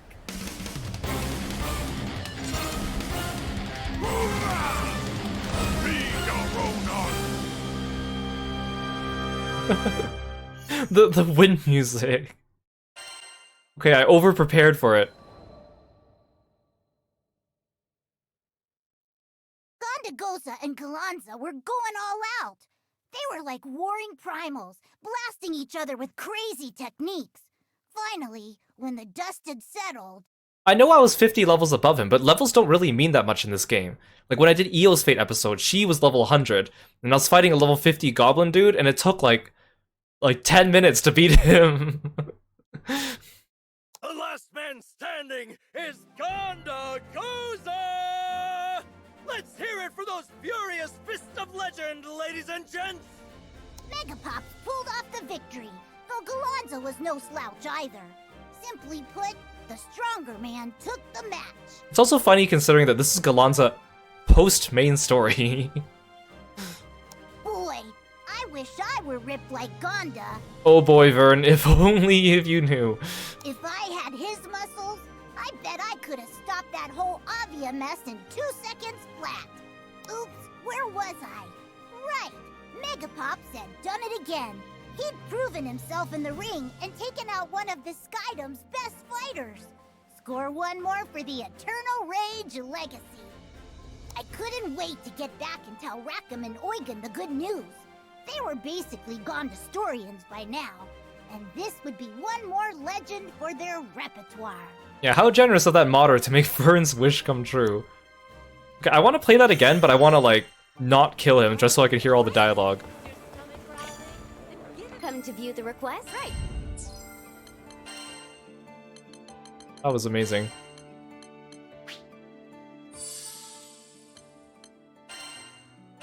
I'll even handicap myself.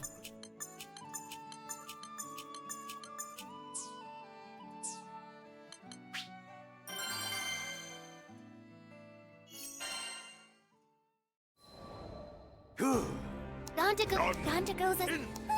Unfortunately, there's no immediate skip button. What no, there is.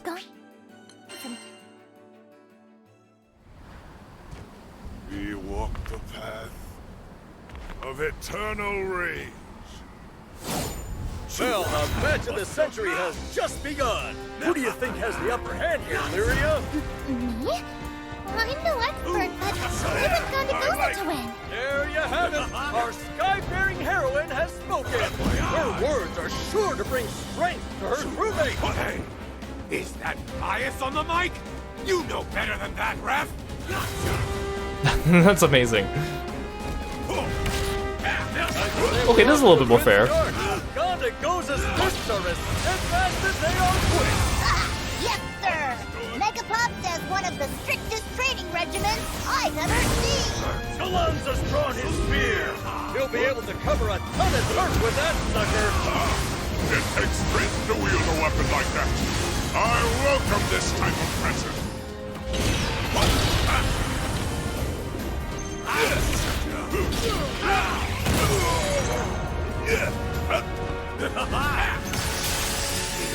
To honor me, I would expect nothing less of a living legend. Your flattery is appreciated. Now come at me with everything you've got. Everything? Don't mind if I do.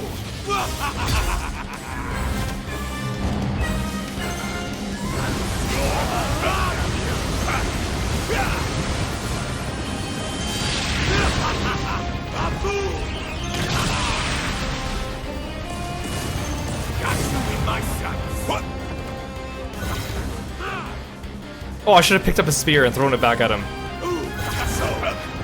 Because you could do that apparently during that short window. Yeah, I think they're done talking. I like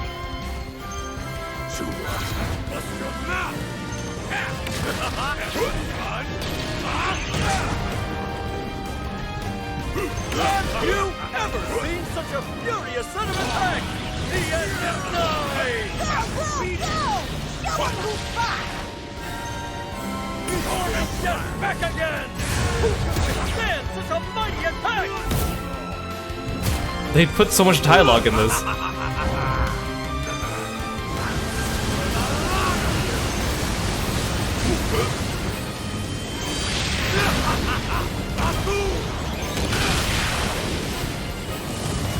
I want it, give it to me. Oh, dang it. I didn't have time to throw it.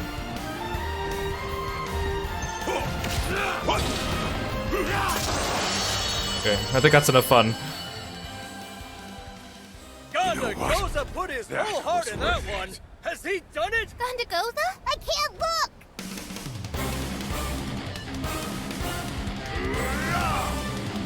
reject impossibility. This is amazing. Ganda Goza! Yeah? We've got lunch specials. Good food. Hello there. I don't want it to end. Episode 9, The Fist That Leads to Nirvana. A bout of mass destruction ensues, one like Vern likens to warring primals. Ganda Goza emerges victorious over Galanza, registering yet another feat to his already long list of legendary accomplishments. They're just back to this scene. I'm not even mad. Did Vern tell you what old Ganda's been up to lately? Fighting off 100 soldiers? Okay, sure. He's got chops. Pushing back a blizzard? I'll buy it. He's got elemental attunement out the wazoo. But taking out Galanza in a death match? Sounds like we're all losing our marbles now. And what's this about their fight being so ferocious it carved out a new valley through Mount Nazulith? Has anyone verified that? And turning the island upside down? Come on, people. Ganda, folks are starting to take your stories a little too far. That, or you're doing way too much. And I really hope it's the former. What am I saying? You ever stop your crazy exploits? I'll eat my helmsman's license. Yep, that stoic silence explained it all. For some, an unbelievable legacy might be too heavy to bear, but I doubt there's anything those broad shoulders couldn't lift. All of his stories have proven true so far. Maybe, just maybe, he really would sock it to a god one day. These are so funny because it reminds me of like back in the Tumblr days when I used to RP Yashen, my Final Fantasy XIV character more. Like I wrote a couple short stories about him and they were always like from the perspective of some outsider NPC watching him do something ridiculous and then brushing it off like nothing. It gives me so much of the same energy as here now that I think about it. They were so fun to write. I should go back to making those. Epilogue. The man, the myth, the fan art. What? Tales of Gandagoza's exploits seem to grow more outlandish with each retelling. Not only did he take down Galanza one-on-one, but the shockwave from his fist bore through a mountain, carved out a valley, and even flipped the island upside down.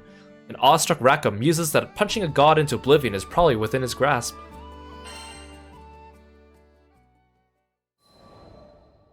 The man, the myth, the fan art. I get to read it first, Eugen. I bought the damn thing. What? What's going on? Over my dead body. I was just getting to the good part. Yeah! Take that. Fist of the Red Lotus. This is already amazing. My fellow crewmates stood around a wall scroll, fascinated. Rackham procured it from Seed Hollow, I gathered. But wait, had Eugen not just vocalized and then improperly executed one of my techniques? Bizarre! While Eugen and Rackham were distracted by their noble bickering, Lyria brought the scroll over. When she flicked it open, my breath caught. So I clicked too fast on that one. Is that me? Is that supposed to be me? I want to see the fan art. My likeness, stylized and somehow prettier, was punching back a blizzard in an illogical way. Don't these petty painters know that one must channel the ferocity of the storm to beat the storm? I want it to be like a super detailed, realistic picture of Gandagoza, but then in place of his head, it's like one of those like extremely like old like 90s Ikemen faces with sparkles or something like that. That's how I'm gonna imagine it. Someone asked an artist to paint your story. Look how great it turned out.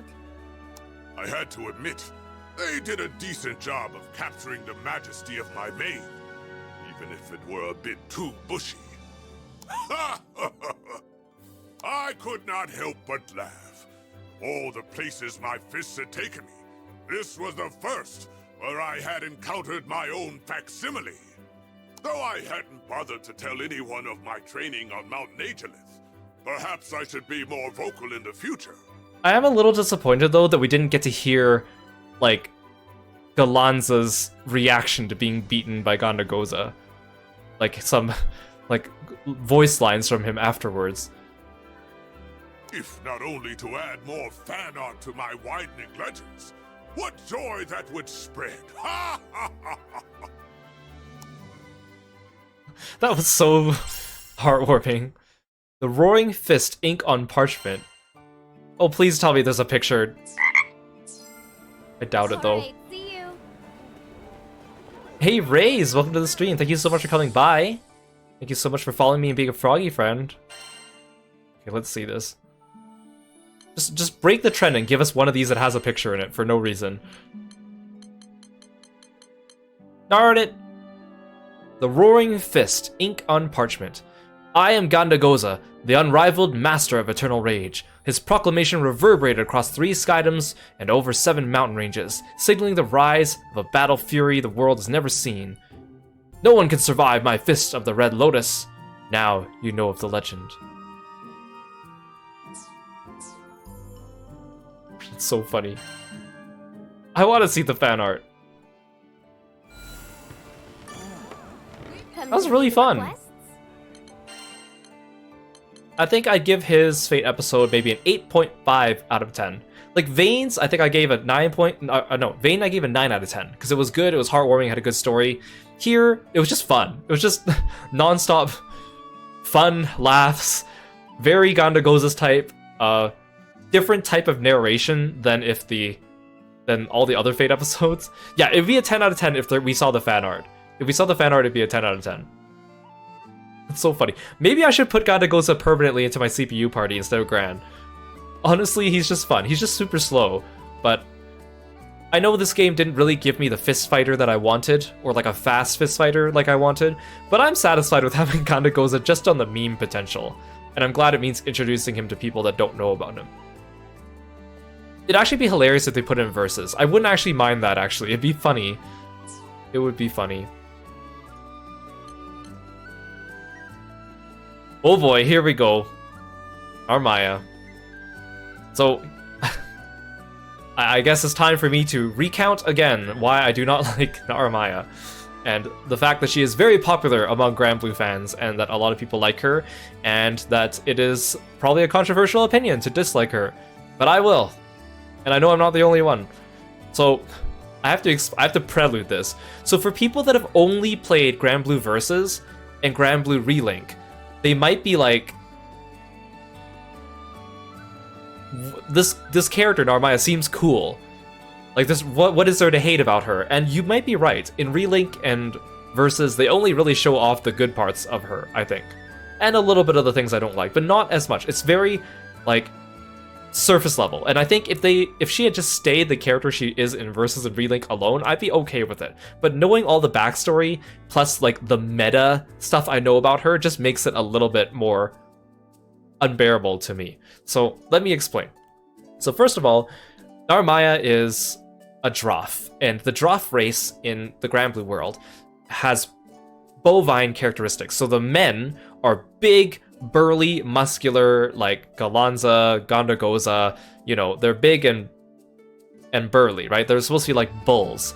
And the girls are supposed to be more like cows. They're short and stout, but they're very well endowed and usually have like thick thighs. And the reason why I'm pointing that out is because the Granblue artists know that, and every time they release a female Droff, they make sure that when they draw the art, they show off that character's assets very prominently in ways that are usually a little bit uncomfortable for people who that's not their cup of tea. And that includes me. Some of them are very questionable choices, I think. And of course, the fans of these characters eat that up and love it. Hey Drago, welcome in. So Narmaya is like a cool, badass swordswoman. And she trains and meditates. And you're like, okay, that's cool, right? She has self-esteem issues about herself. So you're like, okay, she's relatable. Okay, cool. So basically, when she meets Gran and the crew, like, they help her feel more comfortable with herself. So then she is like, oh my gosh, you're helping me get over my self-esteem. I'm going to latch onto you and make you in my entire personality. So her entire personality, outside of when she's fighting, is coddling your character, which is Gran Ojita, which is, mind you, usually written in a way that it's kind of first person. So it's like she's coddling you. You know, like the, oh, you're eating? Here, let me spoon feed you your food. Open your mouth. Ah.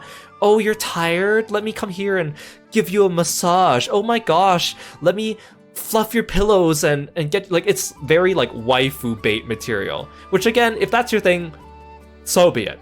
It is not my thing. But for her, it's such a contrast with her being like the badass swordswoman and then also like coddling you, and she keeps calling you her big sister. And mind you, I did not give you consent to call yourself my big sister, Narmaya, but she acts more like a mother, and it's really annoying. So it's like, okay, I could be like, whatever. If that's not my cup of tea character, I could be like, fine, I'll just ignore you. But on top of that, like the game, because she's popular and they know that, they keep releasing versions of her that are really good and force people to use them. So the original Narmaya was Dark Element, and at one point in time she was very widely used for her abilities, but she kind of dropped off because she's an old character. They made a water version of her for a summer version, and then she made an SR Dark version of her for Valentine's Day. But then they made a Christmas version of her, and I'm an Earth main in Granblue, and so the Christmas version of her is Earth Elemental. And they made her so freaking busted and broken strong, you basically needed her in your party. So here I was, I didn't like her, and I basically had to use her in my party for like high level Earth content. Like, I'm not talking about just regular content, because whatever, you could use any characters you want. Like the high level Earth content, you needed to have her in your party, and her outfit is very it very much exposes her chest, and her uncapped art, she's doing like the boob and butt pose, and her like stockings are ripped a little bit. Like, it's very sexual. And like, again, it doesn't really go with the fact that she's supposed to have low self-esteem, and yet she's dressing like this. And so I was forced to use her for an extended period of time. And then they released a wind version of Narmaya, Grand Narmaya, and she was also busted out the wazoo. So basically anyone that had to play wind needs to have her in the party. And like, and I'm not a wind main, but because wind has an advantage over earth, I have to use wind to farm earth stuff. So I was, again, forced to use her on top of that. Now, that's not even where it ends. The other part is her story is so bad, and people love her and like her story, and I think her story is really bad, and let me tell you why. Her backstory, the reason why she has low self-esteem is because her uncle is a legendary swordsman. He is Iyata, also known as Octo in the Japanese version, of the Eternals. So he's in the same crew as Siofon, Seox, and Tuyen and Anrei. And he is like the most powerful katana user in the game, and he's also an Earth character, and he's also a very core Earth character. Now, I don't have strong feelings towards Iyata, but I do use him a lot because I'm an Earth main, and he's an okay character, I think. But basically, Narmaya's whole story is like, her uncle is this legendary swordsman, and she has worked her entire life to try to make him notice her. She's always like, I never feel good enough because my legendary swordsman uncle never acknowledges me. He never acknowledges how hard I work and how hard I train and how strong I've become. So you're like, oh no, that's horrible. You know, this Iyata guy must be an awful person, right? She paints this image of him as being this bad person. And a lot of the Narmaya fans hate him because of that, which is unwarranted hate. Because, let me tell you, when they finally released more of Narmaya's story, they revealed the full story behind her backstory. So, yes, Iyata is her uncle.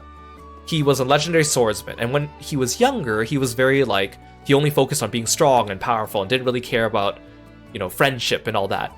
And he visited her family's dojo. And the way it's written, it sounds like this is a pretty big dojo. It's not like a dojo of, like, 10 people. It's like a dojo that sounds like it has a lot of people. And of course, Iyata doesn't sound like a family guy, and this is just his brother and his dojo, right? So he came to the dojo to train. Probably doesn't really even know who his family is, right? Never really kept up with his family, whatever.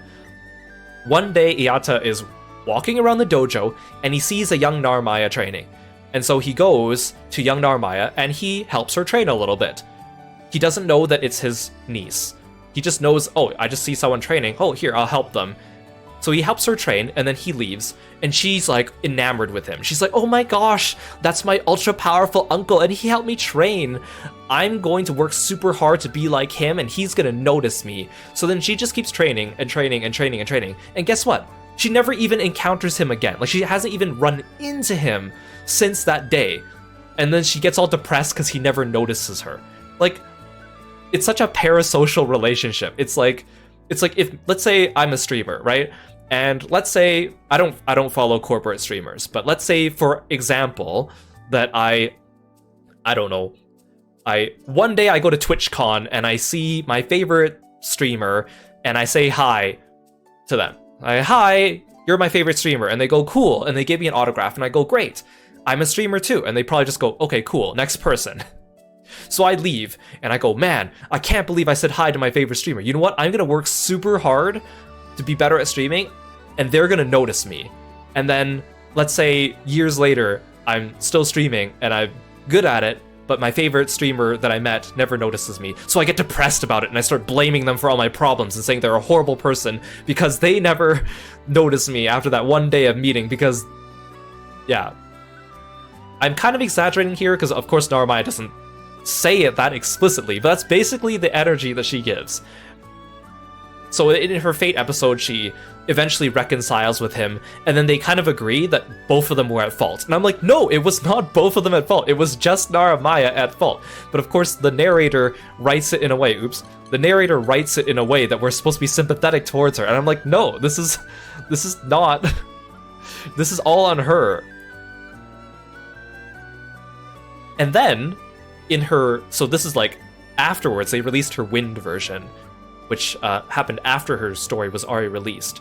And her Win version is just so, because now she's like, oh, now she's gotten over her self-confidence issues. So then in her Win version, she encounters a rival of hers that apparently knew her from years ago that she didn't know about. Wow, that sounds familiar. And then her rival like cuts her with this magic sword, and then the magic sword puts a curse on Narmaya. And guess what the curse does? It turns her into a child. It turns her into a child. And then the rest of the Fate episodes is about Gran, the main character, coddling her because she's now a child, but she still has her current brain and mind. And it's just so fan servicey for no reason.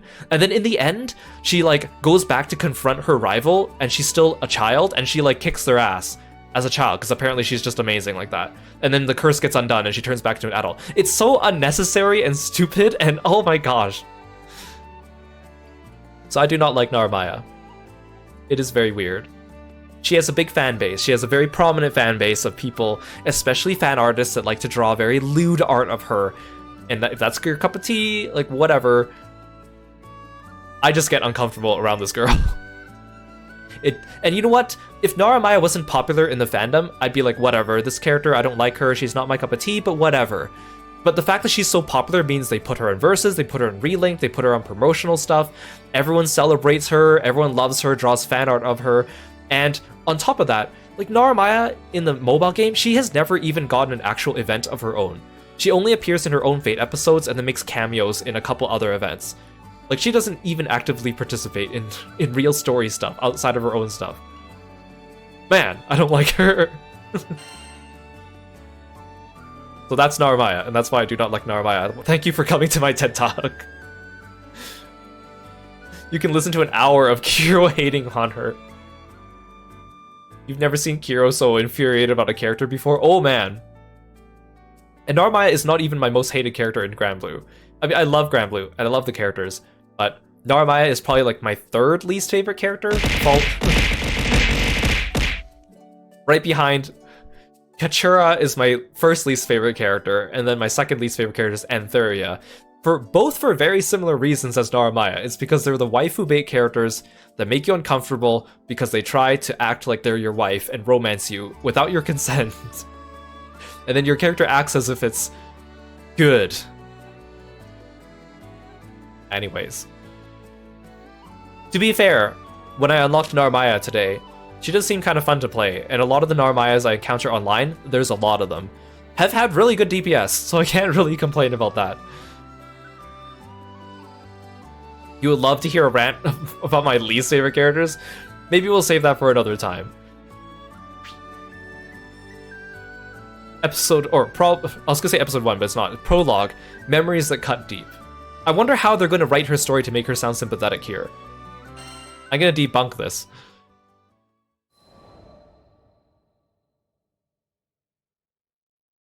I come from a long lineage of proud warriors.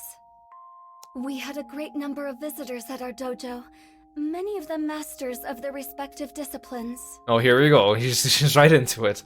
At some point, I picked up a blade of my own and began to mimic their movements. Back then, I enjoyed the training for what it was, valuing the journey over the destination. Thanks for coming to the stream, Jack Dude, and have a good night. That is, until I met him, the supreme swordsmaster of the Eternals, Eata, once known as the demon Zamba. With a single glance, he identified all of my weaknesses. Then, with a few words, he taught me to overcome them. His strength was beyond captivating. I even eavesdropped on a conversation between him and my father, and discovered we were distant relatives. I was elated. Wait, was he not even her uncle? Was he even more distant related? Either way, you can already see exactly that my version of the events is exactly correct. Yeah, the toy box sad music. Gosh, get out of here. They should be putting clown music in here instead. For some time, he continued to train at our family dojo. I took every opportunity I could to learn from him, following him wherever he went. I ate whenever he ate. I committed all his mannerisms to memory. So she became a stalker. However, with the exception of our first encounter, he never acknowledged me. After all, he yearned for nothing more than strength. Why pay heed to a weakling, such as myself? No, it's not because you're a weakling, it's because you're a weirdo girl who's been following him around after one encounter. So I vowed to become stronger. I would soar so high, he'd have to see me. I dedicated myself to training, begrudging even a single moment of respite. The blade was everything to me. Oh, boo-hoo. And eventually, there was no disciple at the dojo who could come close to rivaling my skill. That was around when he vanished. In the blink of an eye, he was out of my life. He spoke not another word to me, nor called me by name. He didn't even know your name, I think. I think when you meet him years later, he's like, who are you? Yeah, I could only get through this Fate episode by constantly roasting her. Narmaya comes from a long line of renowned warriors. As a child, she admired another strong warrior named Zamba, who would later become Yata of the Eternals. Narmaya trained hard and surpassed all the other students at her dojo. Unfortunately for her, Zamba left the dojo without even uttering her name, because he probably didn't even know her because she was a weird old girl following him around. The end.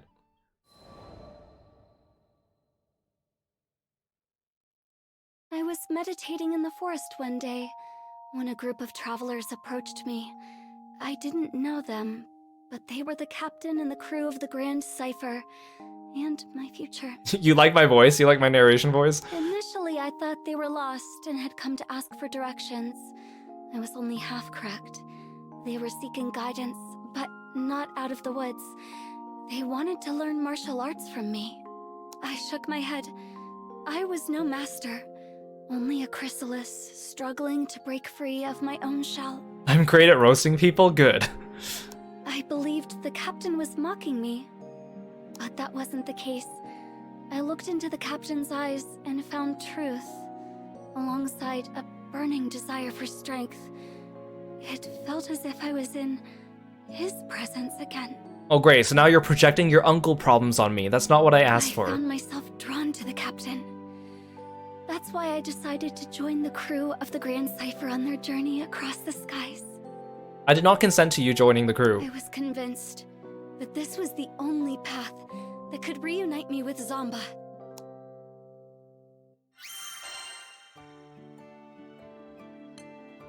Episode 2, Learn to Love Yourself. Because someone has to, right Narmaya?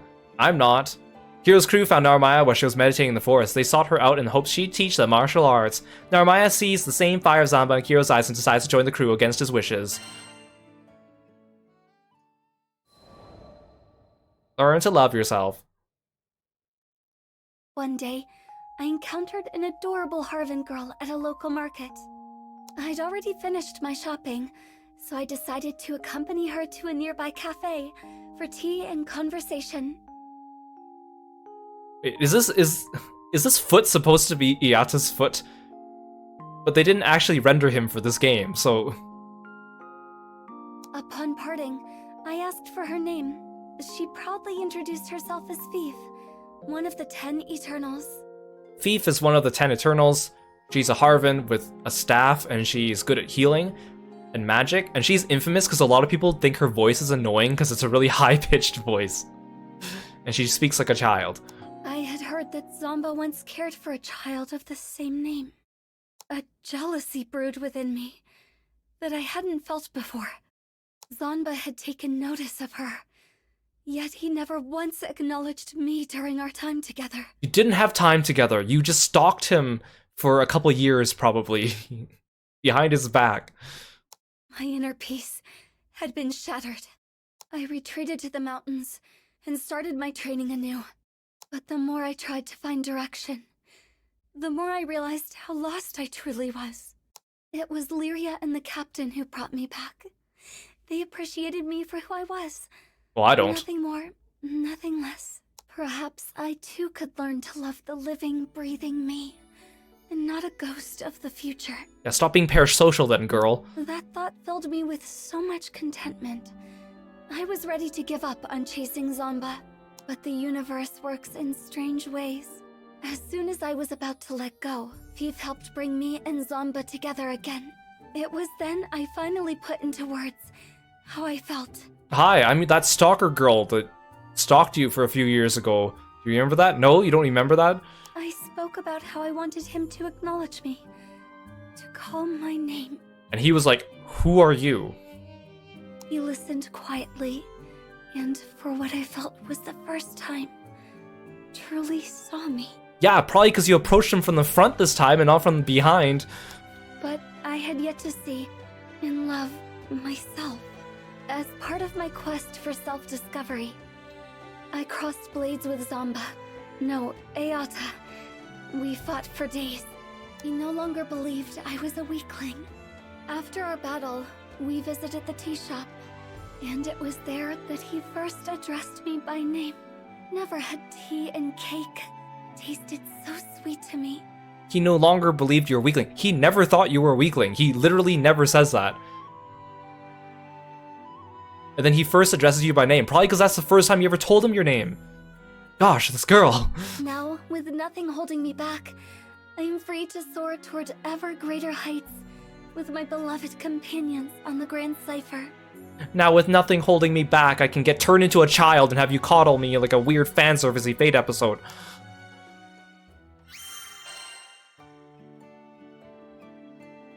If I ever consider doing an OC roasting stream in a joking way, I don't think I would consider doing that because...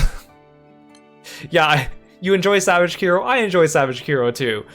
But that's only because Narumaya here does not belong to anyone. I mean, she belongs to Cygames, but they're a corporation and whatever. I can do whatever I want. But if I make fun of someone's character, I feel bad. And sometimes people don't take things as jokes all the time, even if you tell them. Veda reunion between Narumaya and Zamba culminates in a clash of blades. She leaves nothing on the table in their duel, venting her emotions after all these years. Basically, it was a therapy session for her. The battle concludes with Zamba acknowledging her by name, because he probably didn't know who she was before. With her hang-ups resolved, Narumaya reiterates her desire to become a child and get coddled.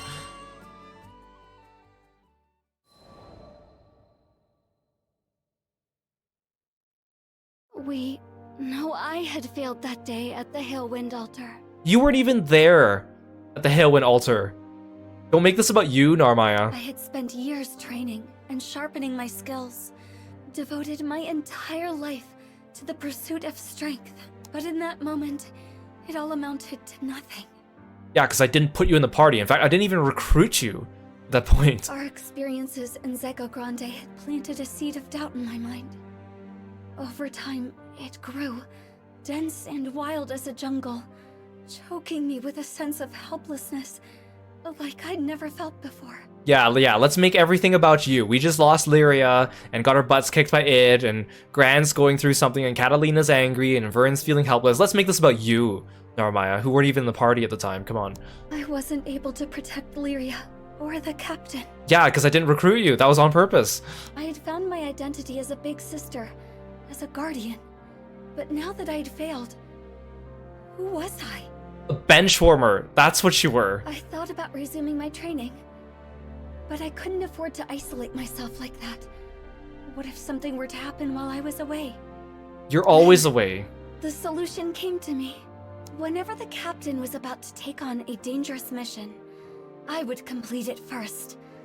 That way, I could train myself and protect the crew in one fell swoop.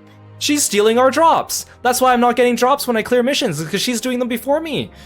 She's stealing my drops. She's stealing my loot. I was too blind to see that despair had clipped my wings and chained me once again to the past. Hey Tenshi, welcome to the stream. Thanks for coming by. You've been playing Relink too, right? Have you been enjoying it? We're playing the Fate episodes of my favorite character. Narumaya has never felt as weak and helpless as the time she lost to Id because she wasn't even there, resulting in Lyria's abduction. But she makes everything about herself. Blaming the loss on inadequate training, she vows to train herself and prevent future harm from coming to the crew by preemptively snapping up any dangerous requests and stealing all our loot. This girl.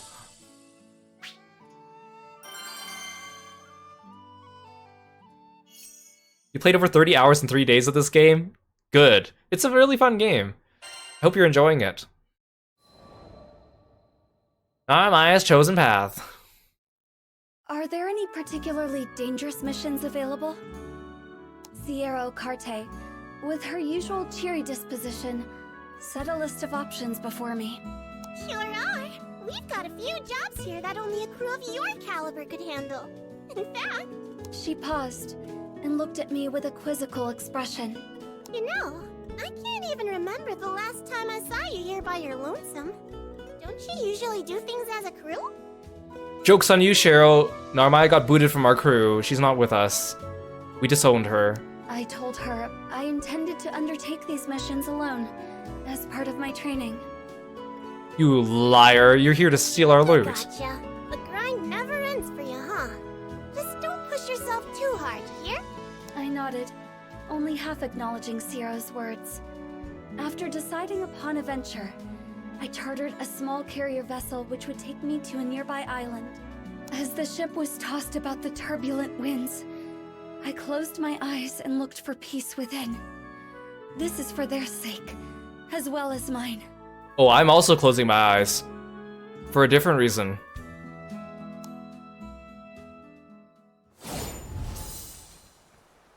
According to Sierra, the threat should be somewhere around here. I found the threat. It's right here. Yeah, we should play sometime. I like playing this game with friends. It's so much fun. I'm at endgame though, so if you take me to the early quest, I might just one-shot everything for you.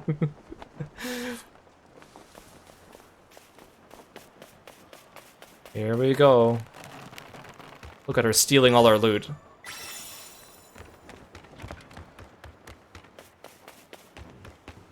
I sense great evil. Just a little farther.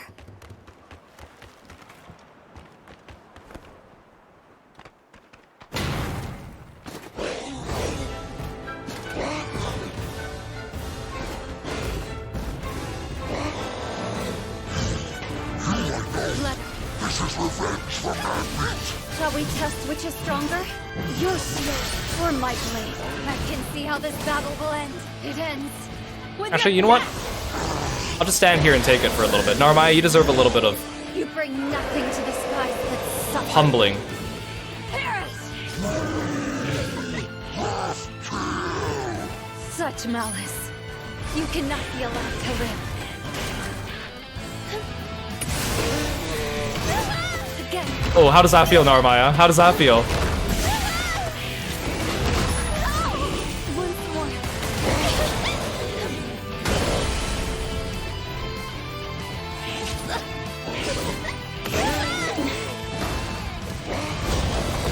Rain on the hill. Free blood. Stay finished done. Beauty is trickling.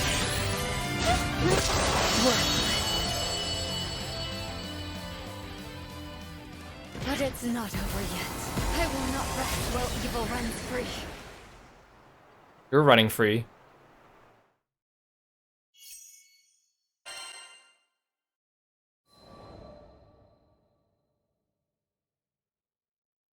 Do you not have anything more dangerous? Who's the other characters I hate in Granblue? First up, Katsura. Second, Anthuria. Third, Narmaya. I made quick work of the mission and returned at once to Sierra. She seemed taken aback when I demanded more work, but I was determined. If someone had to risk their life, better me than the captain. No, I want to do the quest. You never asked me for permission, Narmaya. You're taking away my fun. The crew didn't have to know. They would be kept free from worry and danger, while I grew stronger. See? She's just stealing our XP. She's admitting it right here. We're gonna be free from worry and danger while she grows stronger. She's hogging all the XP. I was so absorbed in my thoughts, I'd failed to notice how Sierra's eyes grew ever more clouded with worry.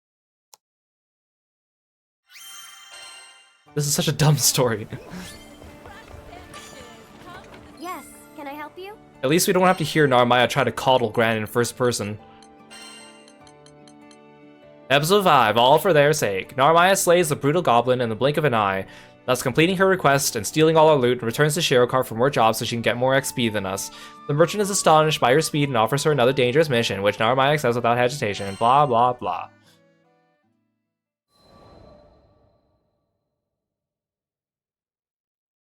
I continued to take one treacherous job after another.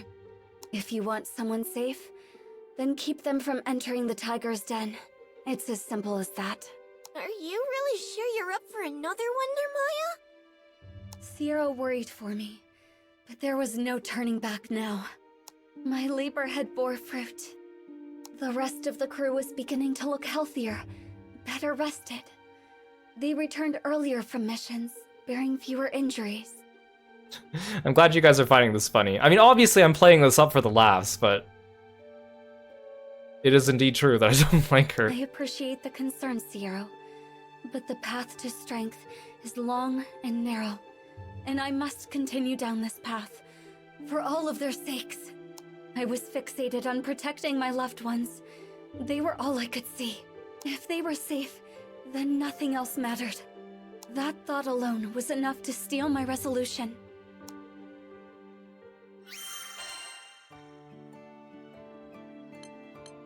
Man, she's just such a poorly written character.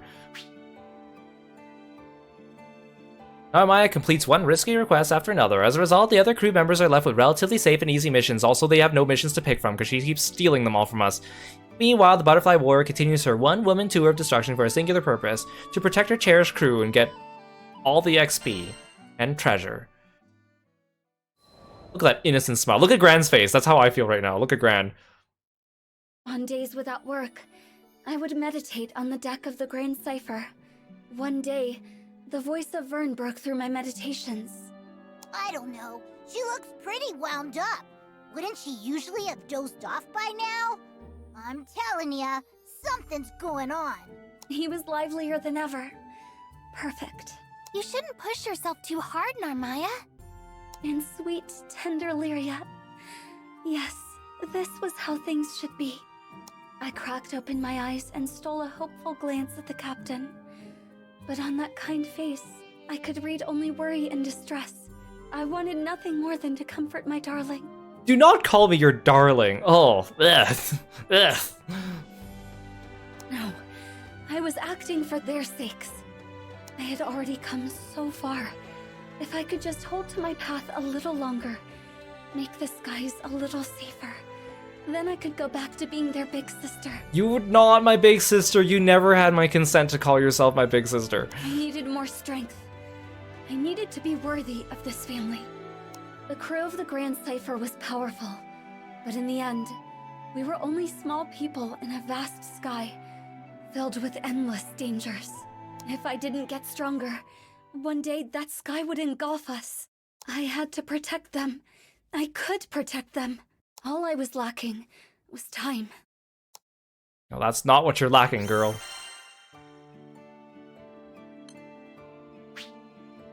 On her days off, Narumaya meditates on the deck of the Grand Cipher. Worried crew members come to check on her haggard condition, but seeing their kind face only reinforces Narumaya's mindset that she has to do everything herself. She continues to meditate, unaware she's on the wrong track. So even the narrator knows you're on the wrong track, Narumaya. That's how you know you fucked up.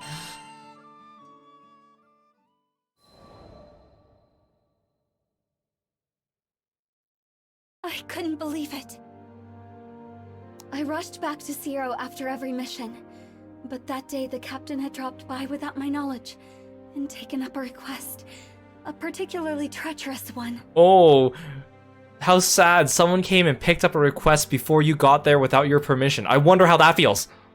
It was careless to think that Zero would reserve every single dangerous job for me. The Grand Cipher crew's more than capable of handling it. Couldn't she see? The universe worked in dark and mysterious ways. Their lives were always in danger. Oh, please. Who do you think you are? My big sister? If I allowed monsters to wander free through the skies, their rot would continue to seep until I, just one lonely figure, could no longer hold back the tide. I had to hunt them all down. There was not a moment to lose. I had to cut down the root of evil, so it could never spread again. Yeah, she's so dramatic. Yeah, like as if we've never taken on a dangerous mission before. We've slayed God. We've killed God. And farmed him for loot. I would not kill out of malice, nor did I seek meaningless violence. But when weighing the lives of my loved ones against the lives of these beasts, the answer was clear. As long as their threat persisted across the skies, the crew would never truly be safe. And so I would wield my blade to protect the crew and the helpless. Reminder to never fight Kiro. He can crush your body and your soul. For the captain, I would become the harbinger of death. She's so edgy. Everything is for the captain. My captain. My dearest captain. No, I'm not your dearest. I did not consent to this. I would kill. And kill, and kill, and kill. Great, I have a yandere stalker now. Every last threat. Oh my gosh, he is going over off the deep end. See, I told you she's creepy. There's my evidence, right? The day finally comes when the crew accepts a dangerous request before Naramaya can get her hands on it. Realizing the futility of trying to monopolize job requests, she believes her only recourse is to exterminate every last monster in the skies before they can hurt her loved ones.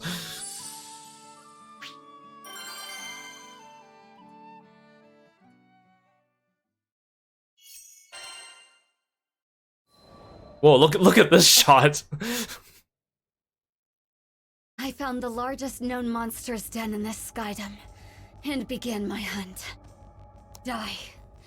For the sake of the skies, and my captain. My blade cut through flesh and bone. Again. Again. Again and again. And soon, time lost all meaning. How long was I there?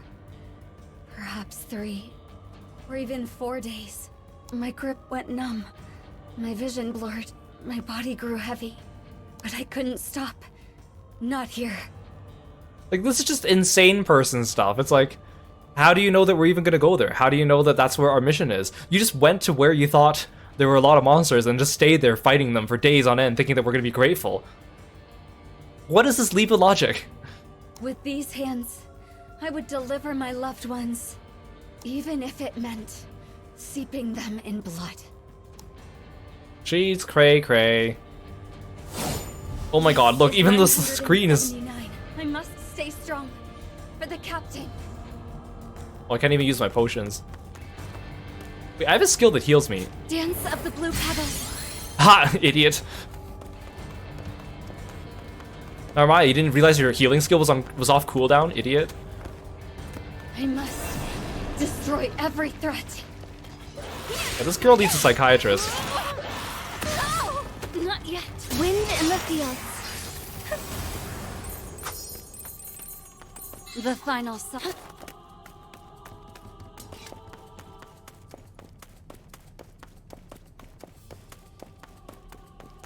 They must all be eliminated. Rain. Night falls. Come, my friend.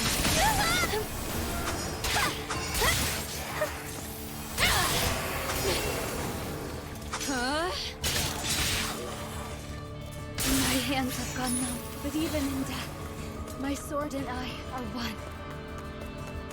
She is so dramatic.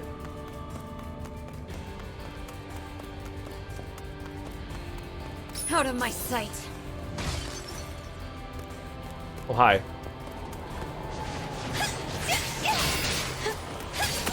Again. Wind in the fields. Try again. Swift as thought. Certain as death!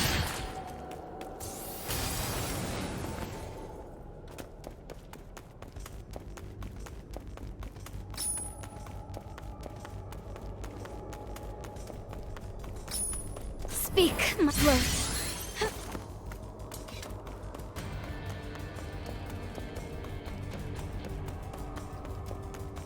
Rain on the hill. Free flutters last dance.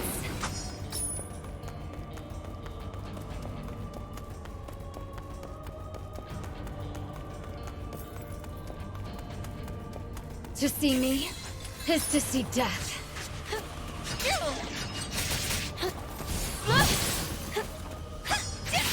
Crescent moon.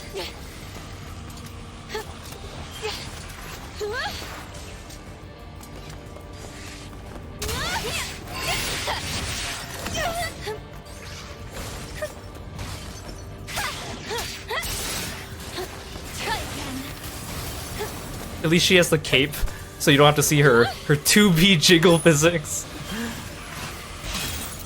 Foam on the sea. Yeah, to see me is to see death. She is being serious when she says that. Evanescence. Ow, I actually need healing. Girl, hit your target. Rain on the hills.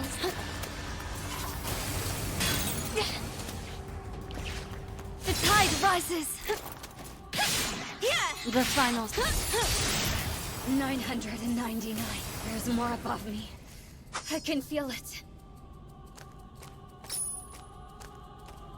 I can't move faster. Oh, we're done.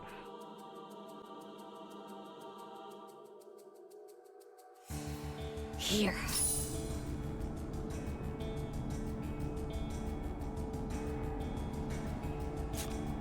I could just not heal and let her go just this once. Beauty is tricky, my friend. But then I would have to spend more time with her.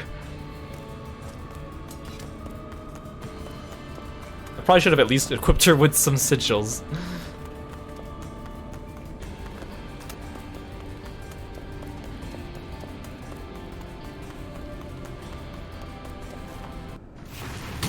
Oh, I have to fight one of these.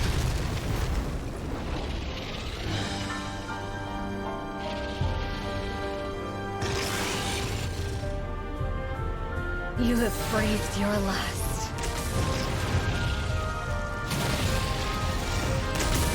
Wind in the field. Life is blood. Pass away. Oh god, this guy's actually like kind of strongish. I should have geared up. Night falls. Foam on the sea. The final.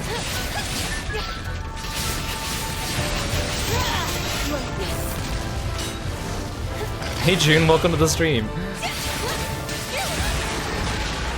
They've gone mad. They've gone mad, you've gone mad.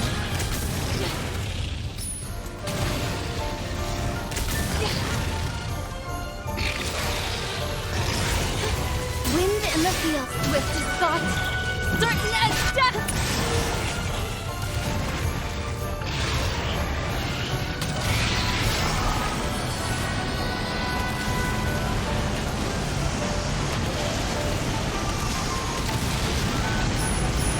I think I can dodge these very slow meteors.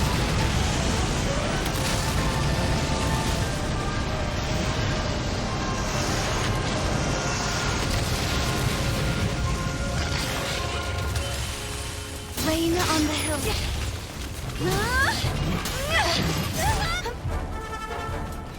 Crescent moon.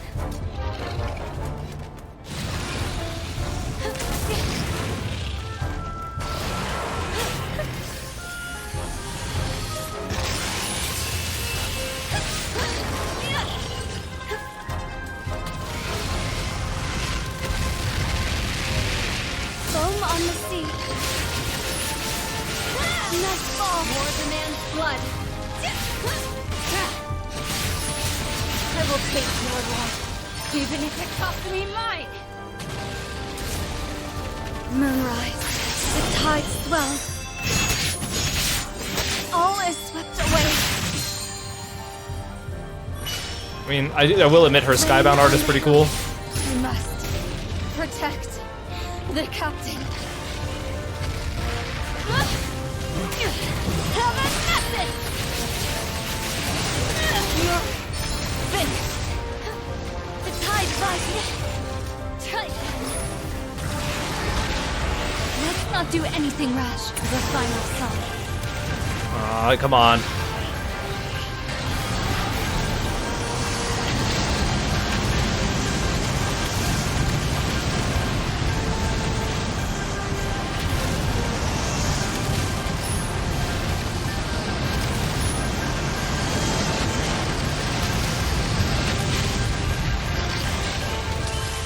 Wind in the field.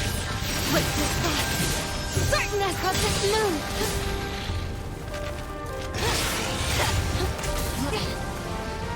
Get down here.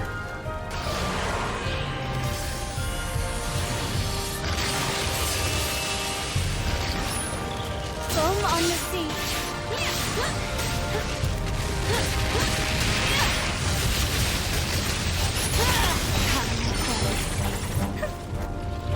Free flutters.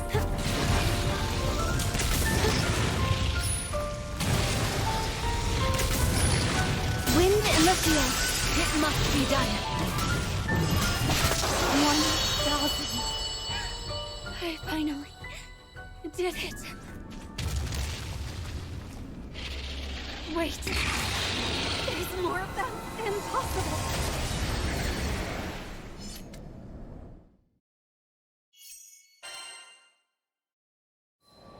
Oh, get wrecked. So there's so many more. My body had reached its limit. I had managed to fend off countless hordes of monsters, but more kept creeping from the shadows. I summoned the last of my strength for one final swing. Then my sword clattered to the ground. Darkness. Monsters began to close in, claws drawn, ready to kill. I closed my eyes, waiting for it all to end. But before my mind could fade into darkness, I was roused by a brilliant flash. Normaya! No. Captain? Let's get you out of here! Quickly! You had us worried, you know? Vern, Lyria too? The captain took my hand, but I couldn't leave yet. I had to finish the job. Kiro, what are you doing? Do you remember you hate her? Normaya, I'm so sorry we didn't notice what you were going through sooner. My heart plunged. I should have been the one apologizing. I was the one who failed. Gently, I tried to withdraw my fingers from the captain's. Yes, please let go. We heard it all from Sierra. Can't believe she's been giving you all the hard jobs. You were doing it to protect us, right? No, she was doing it to farm XP. I parted my lips. They needed to understand that it wasn't Sierra's fault, that I brought this all on myself. But my arid throat could not push out a voice. After a moment of silence, the captain pressed down on my hand. Normaya, I want to protect those closest to me, same as you. So if something's on your mind, don't keep it to yourself. We're here for you. No, we're not. I want to protect those closest to me. You are not one of those closest to me. And just like that, I was overcome with the emotions I had tried so hard to suppress. How could I have been so blind? Not a single one of us could protect the crew. But that's okay, because all of us could protect each other. The whole is greater than its parts. False. Ganda Goza could protect the entire crew. The captain's grip was firm and led me blinking into the sunlight. There, I saw worry etched into the faces of the crew. I realized that, by putting myself in harm's way, I hurt those who cared for me, those who loved me, those I wanted to spend my days with, now and forever. But the course I had been following could only lead to isolation. The captain still hadn't let go of my hand, though the grip of those calloused fingers was firm. I felt a gentle kindness in their warmth. Calling my fingers calloused? I'm wearing gloves. Girl. Can't believe this. Come to view the Can't believe this.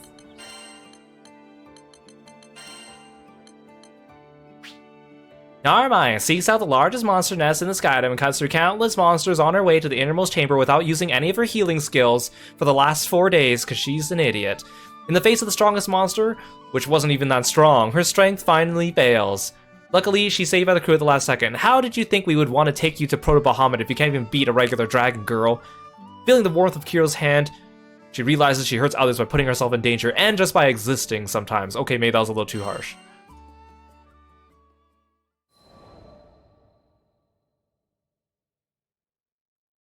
Captain, are you hungry? I'd be more than happy to feed you. Or maybe you'd like a nap. Oh no, she's gone back to this personality. No, go back to being the creepy yandere girl. This is worse. This is worse. I always thought I had to be strong for my loved ones, never truly realizing they were my strength. We supported each other. We lessened the burden of sorrow and shared the light of joy. Lyria, you've got a bit of cream on your cheek. Here, let me wipe it off for you. I hate that trope so much. The whole like, oh, you have something on your face here, but let me wipe it off your face without consent. Oh, thank you, Narmaya. I'm glad Butterfly Girl's back to normal. But is it just me, or is she laying it on even thicker than usual? Vern was adorable, trying to play the part of the tough dragon. However, as I took him into my arms, I thought he shouldn't have to put on an act around me. Oh, she grabbed him and gave him a hug without consent. After all, we're family, aren't we? I did not invite you into my family. Girl. I didn't even read that summary. Whatever.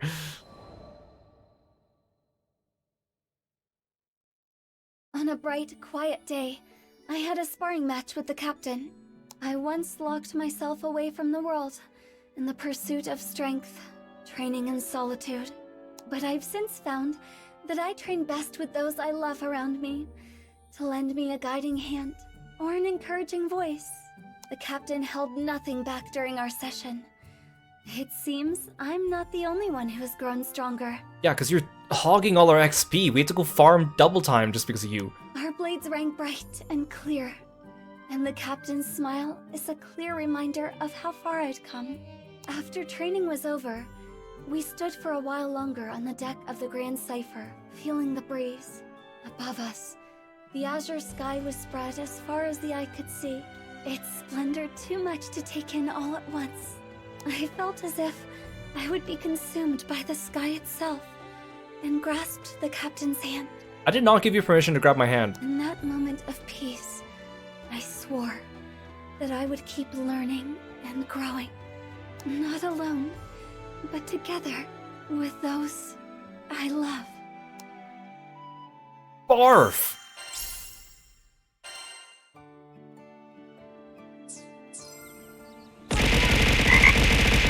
Thank you for the bits. Thank you for the bits.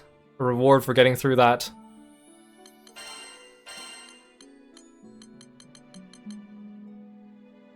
The Knickknack Shack remuneration notices. This is a package notifying Narmaya that she has been paid for completing the job request she accepted in secret. Included is a large stack of thank you notes from the people she rescued. Monster populations will return eventually, but for now the number of monster attacks has dropped drastically thanks to Narmaya. This peaceful lull will become known as the Season of Butterflies, and its legend will be passed down for generations. She just went and killed a bunch of monsters on the Pillar of Yayoi. What kind of regular, normal people are taking vacations to the Pillar of Yayoi to need saving from monsters? These are counterfeit notes. These are counterfeit thank you notes.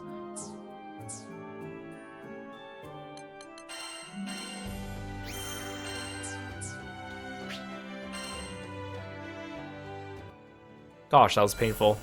I'm glad it's over. Come to view the requests? Went by quicker than I thought.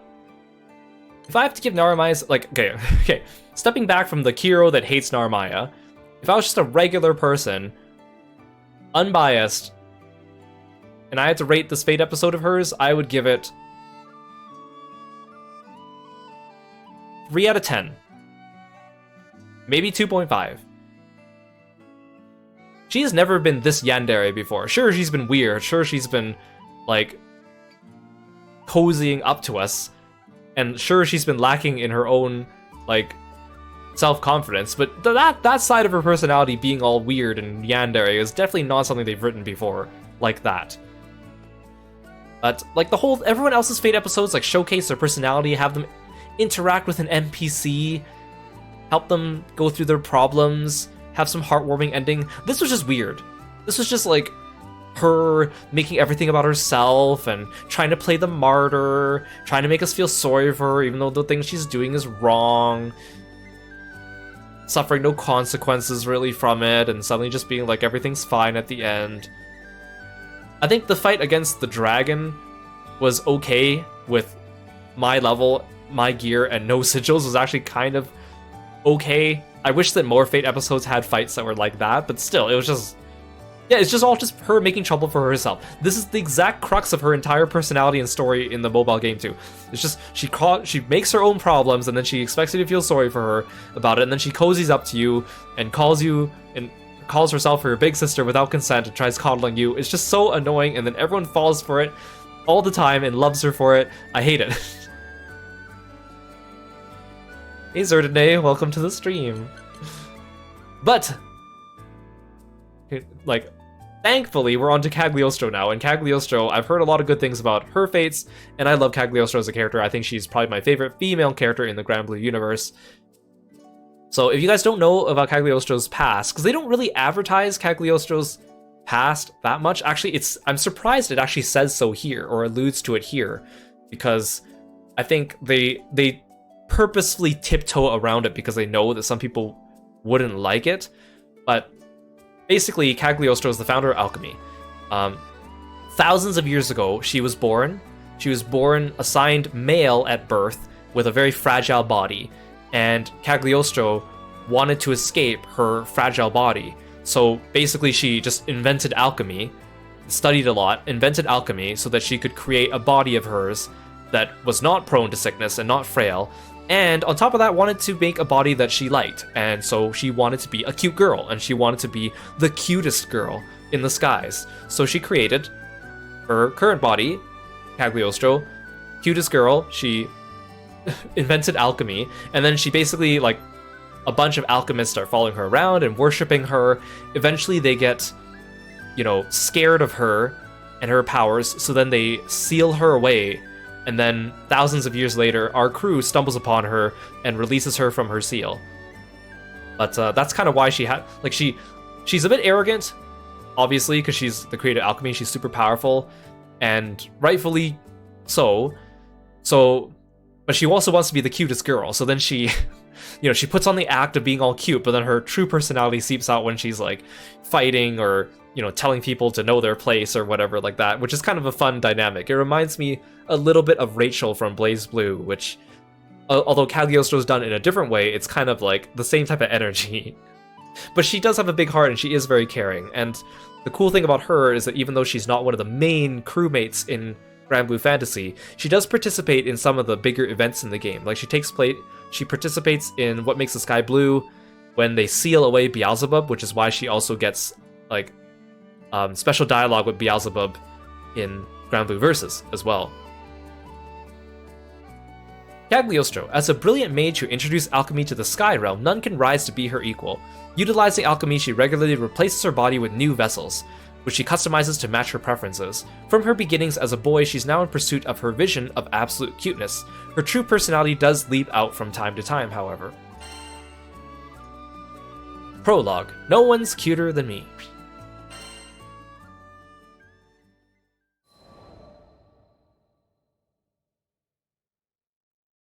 I opened my eyes and found the most entrancing face staring back at me. Clear skin, dewy eyes, and mischievous smile, all framed by soft golden locks. Involuntarily, my hand crept toward her cheek for a caress. But when flesh met mirror, I finally woke up and realized. Yes. Good morning, me. I love the change in her voice. She does that really well in the Japanese version too, and I think they replicated it really well in the English version. Must still be hazy from exchanging bodies yesterday. Lacing my fingers together, I reached my arms up for a test stretch. Stiff. Not one to be bested by a vessel of my own design, I brought my palms together and began twisting. Take that, you stupid spine, I thought. You will rue the day you defied me. Just how many backbones and digits and faces had I conjured? I'd lived long enough to know it was foolish to try and keep track. Cagliostro, did you hear? We're going to visit a new skydom! Lyria's voice echoed from behind the door, snapping me back to the present. Sounds fun! I'll be out in a jiffy! My voice was a weaponized rainbow, strategically pitched to invoke thoughts of hugs and sunshine. As the cutest girl in all the skies, no other tone would live up to my utter perfection. You see, it's a common myth that cuteness is in the eye of the beholder. But actually, as I have witnessed through my research, it is a fundamental law of reality. I quickly brushed my disheveled hair, minus one lock, as per the theory of adorable bedhead optimization, and went to the door. The crew would need me at my cutest if they were to survive an untrodden skydom. I like how she has it down to like a science. Yeah, she is absolutely correct. Episode 1, The Founder of Alchemy. A girl stares into a mirror, and the cutest girl in the whole wide world, Cagliostro, stares back at her. The alchemist prepares for another day of displaying her beauty and brilliance for the world.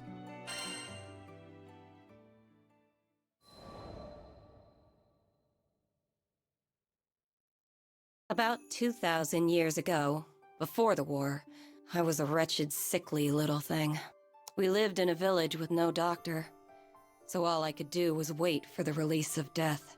I still remember the defeated look on my sister's face as she attended my bedside. I couldn't blame her. Not when she was surrounded by the other villagers and their whispers. None of them thought I was long for this world. But back in those days, the sky was full of children who would never live past adolescence. So my life was tragic, but common. With the exception, of course, of one detail. My intellect. I had been working on a theory of reality, one that would let me rewrite the laws of existence. I dubbed it alchemy.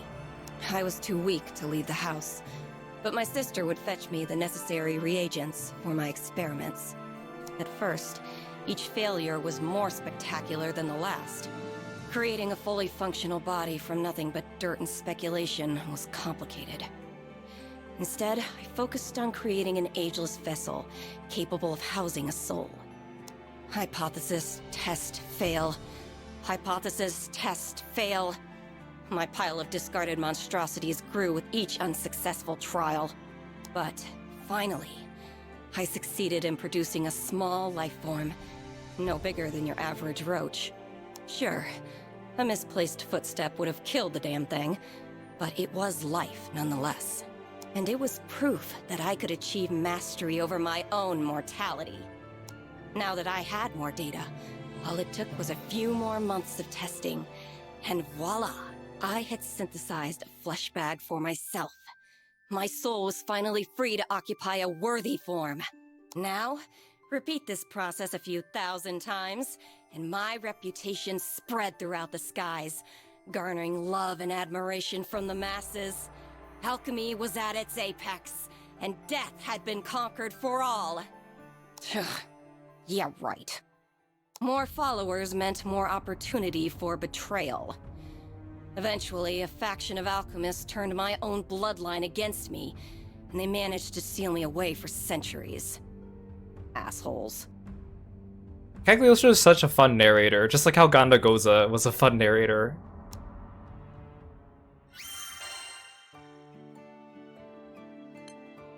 Episode 2, Equivalent Exchange. 2,000 years ago, Cagliostro was lying at death's door. In desperation, she found alchemy and used it to transfer her soul into various vessels. Over years of repeating this process, other alchemists came to fear her power and sealed her away.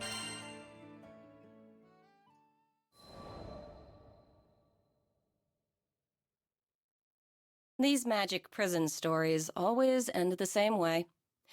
A few hundred years of slumber, and people grow complacent.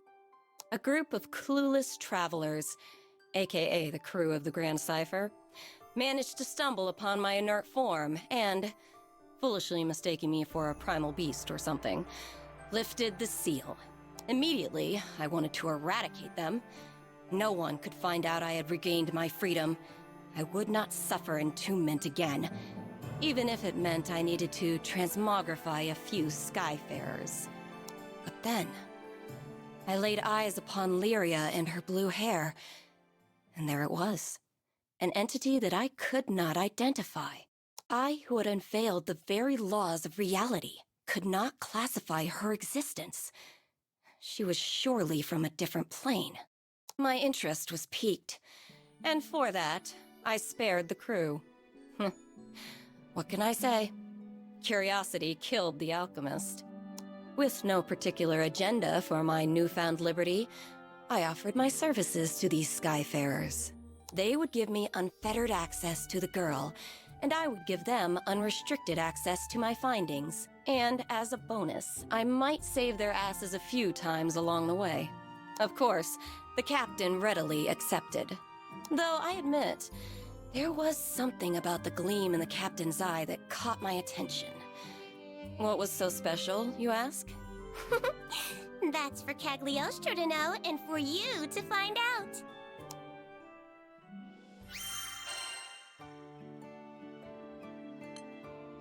Episode 3, Studio Schnee. Kiro's crew unknowingly frees Cagliostro from her imprisonment. She considers eliminating these witnesses to her release, but her curiosity in Lyria's existence gets the better of her. She offers to join the crew in exchange for access to Lyria as a research subject. It's an offer Kiro can't refuse.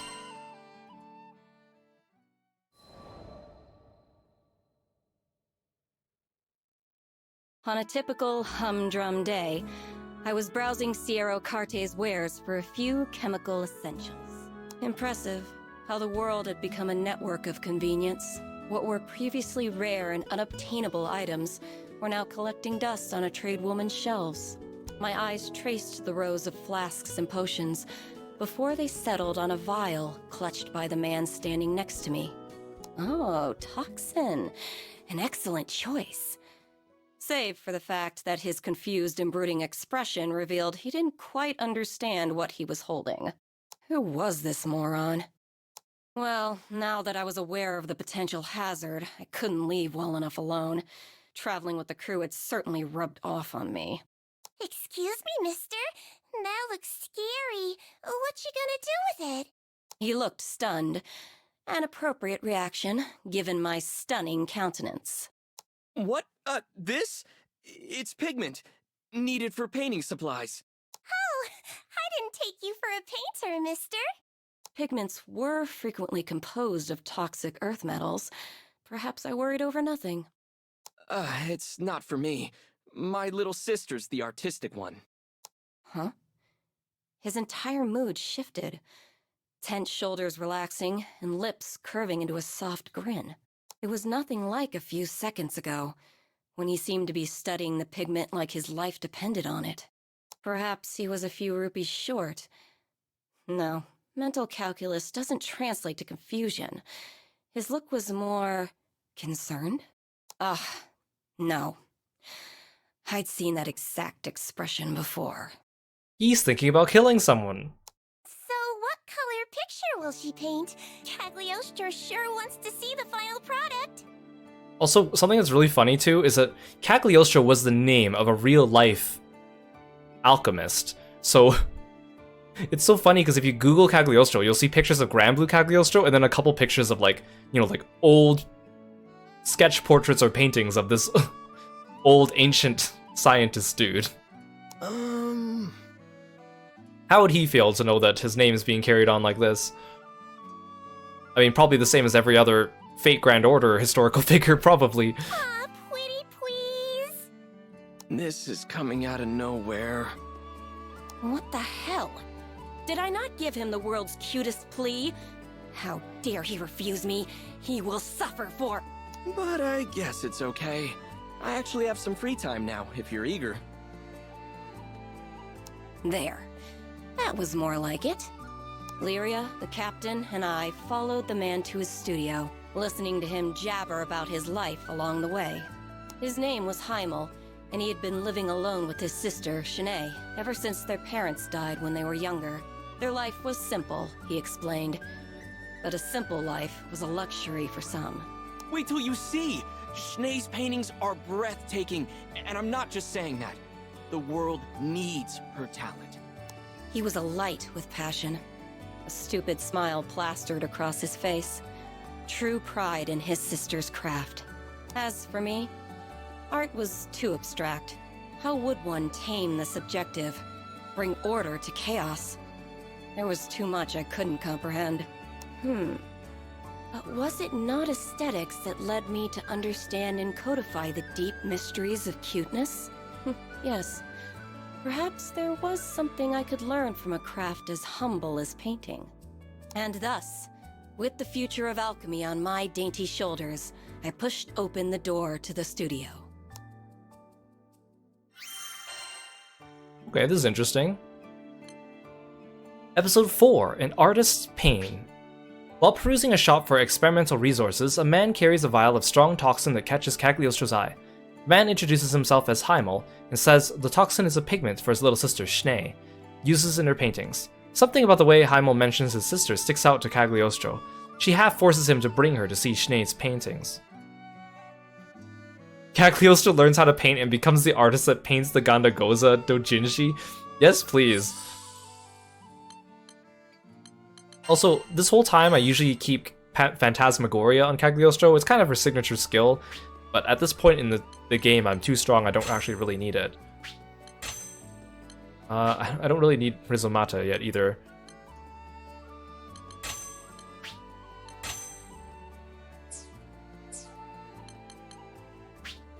I mean, of course the Fate episode fights will be really easy because my Cagliostro is actually geared, but...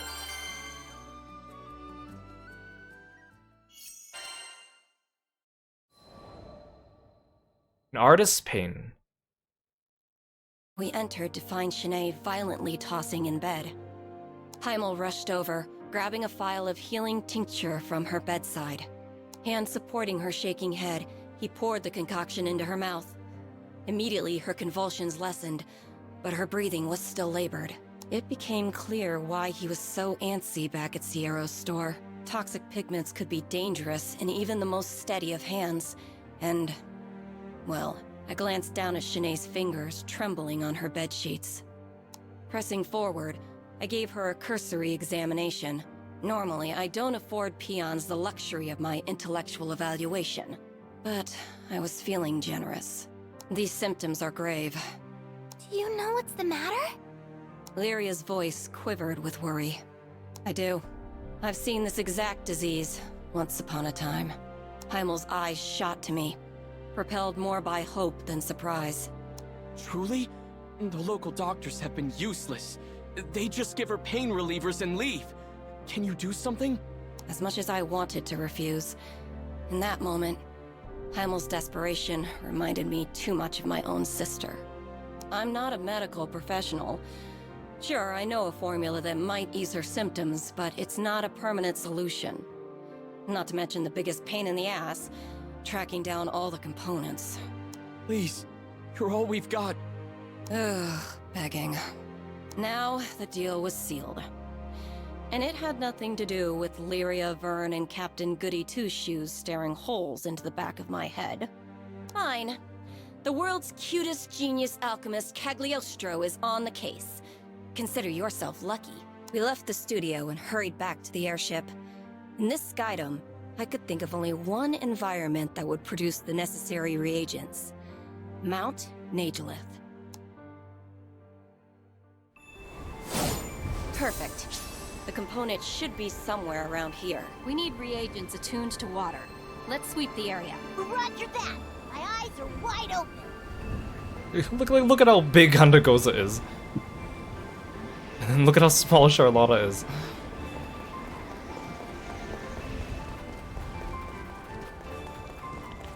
Let's roll! Huh?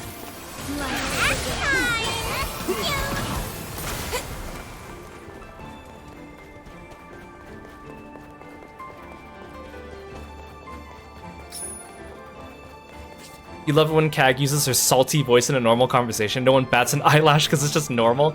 Isn't it great? You're a mean water spirit. Why don't you play nice? Get here. All we have to do is collect this stuff, right? Yep, but we'll need more than that. Snack time!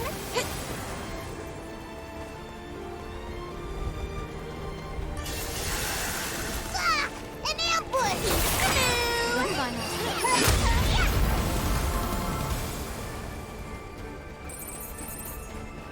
Let's roll! Spirit protecting it? Either way, looks like we'll have to go through them.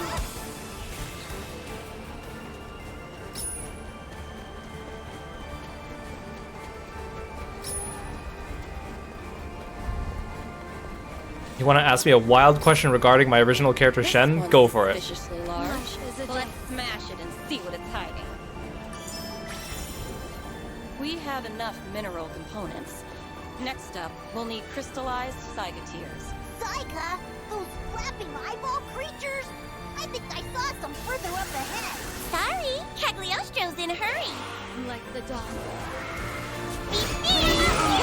This is the problem! The tide rises.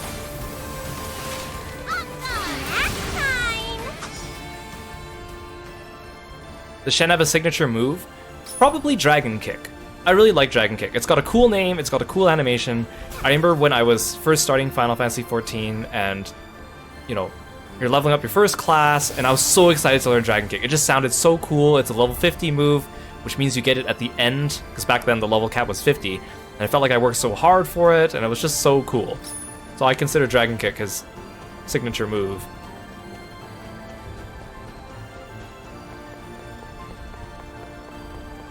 Plus, I think dragons serve as a good, like, symbol for him. Bingo!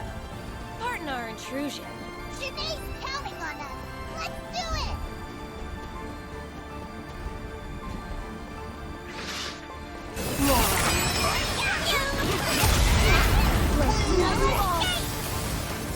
Bora, Sicka! Oh no! Poor eye monsters! Oh, yes! Bring your tears to us! Break the door!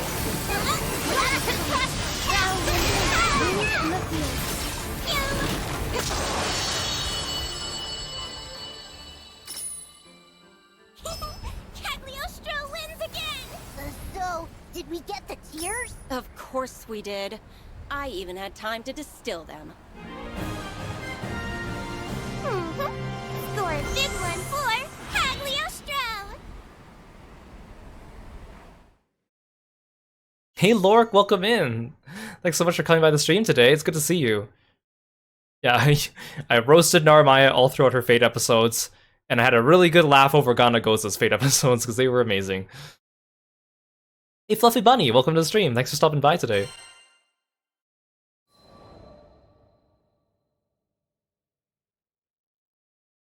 We'll repay you someday. The moment the potion reached Shanae's stomach, wariness melted from her frame. That medicine will only temporarily stop your symptoms. They'll be back if you don't treat the root of the problem. Still, peace is priceless, no matter how brief. Shanae was not the only one feeling more relaxed. Oh, Johan. I'm a fool, I fell for your trap. An excuse for you to draw Shen? Oh, I'd be very honored. You don't have to, but I am very humbled by even the thought of it, so thank you.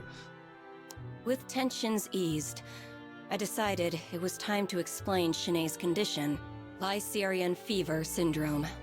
It was an autoimmune disorder of the nervous system, caused by irregularities in the body's ley line structure. Common side effects included reduced function of the lower extremities and unrelenting fevers. Development occurred in the embryonic stage, a defense against the mother's own ley line system, interpreting the fetus as a foreign object.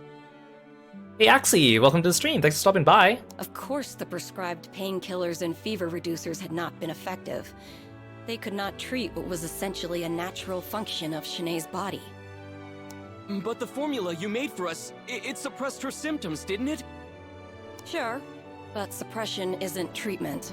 And besides, there will be unfortunate side effects if she uses it over a long period of time. I'm just sorry I couldn't make you a true cure. Please don't apologize. I feel like I've reclaimed a part of my life thanks to you. Brave little thing. She had done nothing to earn her lot in life, but suffering claimed her all the same. Though the world was built upon fundamental truths, at times, I felt as if I understood nothing about it. How tall is Shen? Right now he's max height Mikote, whatever that is, or max height male Mikote. I think I have it listed on my website on his profile. I don't remember the number exactly though. Unless you're talking about human Shen. I think human Shen would be a bit taller than Mikote Shen. Right. Come to view the requests? Episode 5, Look of Loneliness. The crew gathers ingredients on Mount Nageleith for Cagliostro to formulate a medicine that relieves Schnei's symptoms. However, the effect is only temporary. Schnei's autoimmune disease is incurable by conventional means. Nonetheless, the siblings are grateful to the alchemist. Oh, thanks for providing the link, Kieran. I haven't updated my website in a while. It was a bright day when Vern, Lyria, the captain, and I went back to the studio. Schnee was staring out the window with a dazed smile. So the formula was still working. Good. Crazy how you invited yourself to the studio to see my sister's paintings. And now you're her personal pharmacist. Serendipity's funny like that. If you feel like repaying me, how about you finally cough up some art and show me around? That's a fair price. Everything in the studio was painted by Schnee. Feel free to get close. Admire the details. Previously, I had managed only a distracted glance at the studio's walls.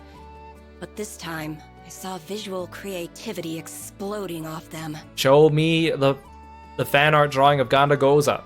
I wasn't an expert on art, but even I felt the vibrant energy bounding from her drawings. Powerful, powerful pieces swirled around me like a hurricane. And one painting in particular, it was resonant. Sketches were littered about the floor, too. And even they were filled with vitality. How could such a feeble body muster such vivid work? Oh yeah, about that pigment I bought when we met. Want to see it in action? Taking the vial from a shelf, Heimel poured the pigment into a dish and mixed it with oil. A few swirls later, and the color had transformed in a way that was more chemistry than alchemy. Intriguing. Takes a specialty product to make that hue. Heimel smiled and handed the freshly prepared paint to Schnee, who was already mid-painting. A bead of sweat trailed down her brow as she swabbed the tint across her canvas. I believe in Schnee's talent. Look at her. She's amazing. I just have to get the world to recognize it. It's nice having a supportive sibling. I meant it. I never know how to read your tone. But, well, her condition made me realize how precious our time together is. Heimel, who clearly had never known abundance, smiled like the richest of merchants. Though Schnee had been left with a raw deal, it was clear her life wasn't without meaning. If only I could go back and tell my own sister. You were my courage when I was weak. You were my light when I was in darkness. I have lived through eons, but you were my rock. I hoped these siblings, at least, would understand what they meant to one another. I even prayed a little. Which was dumb, considering this Cygames still thinks primal beasts are gods. Guess I'm getting sentimental in my old age. I like all this inner dialogue about Cagliostro and talking about her sister.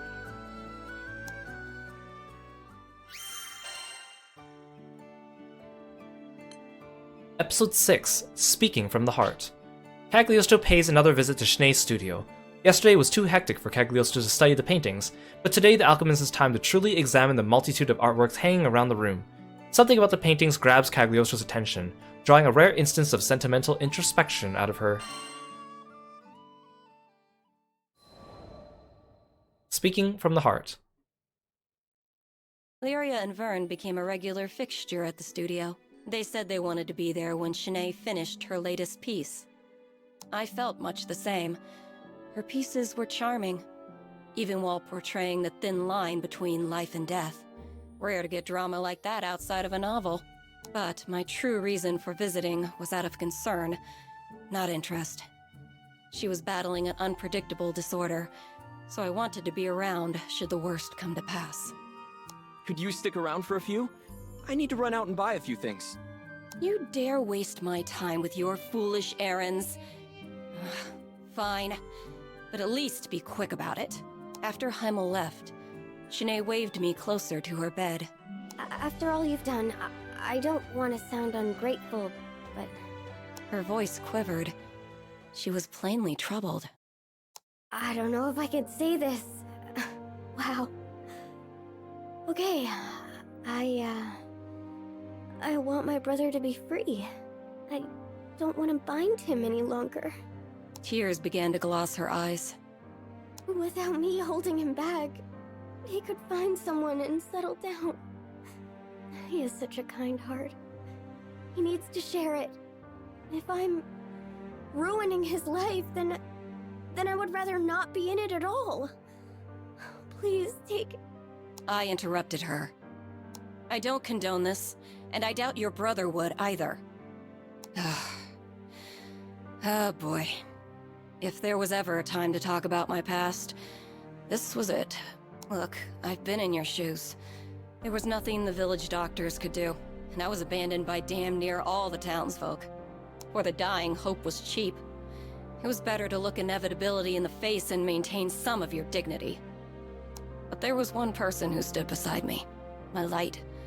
My rock. My sister. She was with me the entire time, keeping me warm in the shadow of death. And in turn, I gave her the comfort of company, not being alone in this world. I continued to detail memories of my sister, over 2,000 years old, hoping that Shanae would get the point. She hung on to every word. It's rare to see Cagliostro letting out her heart like this, because like she does it a few times in the mobile game, but it's usually in like small bursts in passing, so it's kind of nice to see like an extended scene of this. Today, Shanae and Cagliostro are the only ones in the studio. The sickly girl feels that her brother would be better off if she wasn't in his life. Cagliostro cuts Shanae off and talks about her own tale of battling a personal disease. Shanae's wish. When I concluded my story, to my disappointment, Shanae seemed to pick up the wrong message. How did you get better? Simple. The curse of genius. I developed an entire school of magic and abandoned my wretched body. Oh boy, you did not tell her that. I couldn't suppress a proud grin. Shanae be like, okay, time for me to go found alchemy too. Thanks for coming by, Johan. Have a good sleep. Thank you so much for hanging out with us today. She nodded along, not quite understanding. I couldn't blame her. Few people had the opportunity to learn the glory of alchemy, especially in these far-flung Skydoms. Imagine your body is a jar and your soul is water. I created a fresher, cuter jar and poured my soul into it. You can do that sort of thing? Shanae cupped her mouth in surprise. Don't insult me. There's nothing I can't do. Yeah, a cuter jar. She grew silent as gears began to whir in her head. A few moments later, she stared at me with pleading eyes and spoke. Could you do it for me?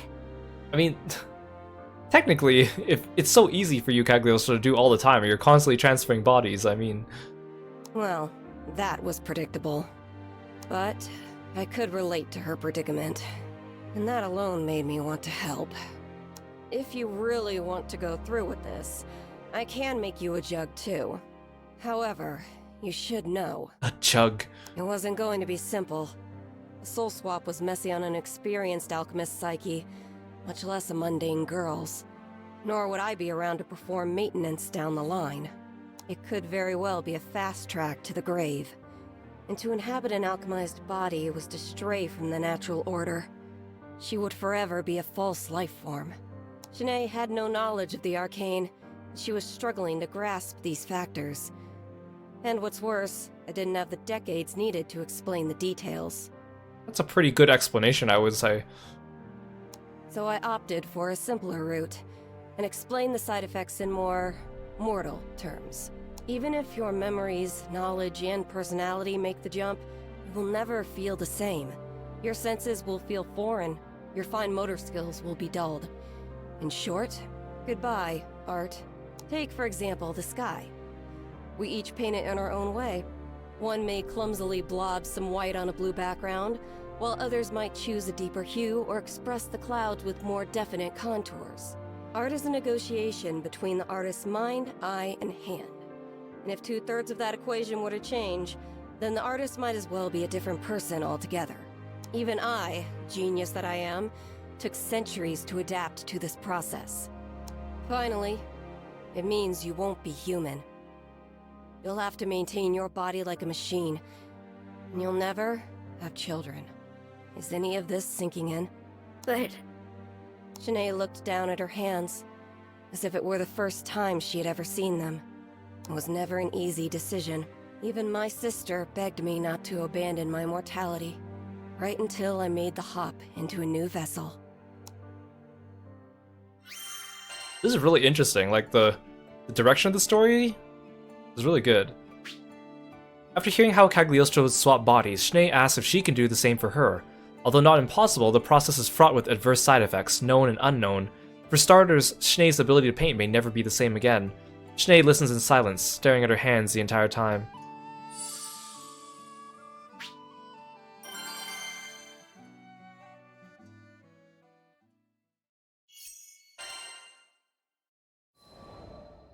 Siblings squabble. The silence was deafening. Shanae was considering her past, and what abandoning it would mean for her future. I observed her until I grew impatient. There's no reason you have to make up your mind now. As long as you found an answer before we sail out of the skydom, I can help you either way. Capiche? I turned to leave, causing the bedridden girl to lunge after me. Wait! I don't care about losing my art. If it will free Heimel to live his life, then my choice is clear. Her tears were pierced by a genuine smile. She bore the pain of losing her creative soul and the joy of gaining a liberated brother. Dang. Even with my infinite understanding of the universe, I could not say which of those emotions was stronger. You sure you don't want to talk to him first? She shook her head. I felt a small pang of regret. I led her down this path because I, on some level, felt we were alike in our suffering.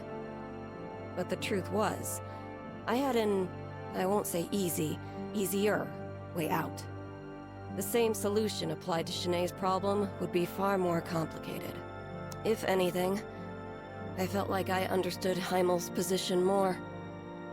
He would simply want what was best for his sister, just like how my own sister had wanted what was best for me. After leaving the studio, I made a list of all the materials the procedure would require. It was going to be a pain in the homunculus to gather everything, so I enlisted the crew to help. Yeah, Gran, Lyria, and Verna just standing there with like these blank faces. I had my sights set on the Pillar of Vayoi. Due to the high concentration of arcane energy, the materials found there made for powerful alchemical reagents. Wait till you see! Shanae's paintings are breathtaking, and I'm not just saying that. The world needs her talent. Curse that proud face of yours, Heimel. Look what you've made me do. Aw. Come on now. Adventure time! Super serious topic, and then Cagliostro enters like this. Cagliostro's coming for your cores, Mr. and Mrs. Spirit People. And while I'm at it, I might pick up a few alchemical reagents in the process. Let's go, gang!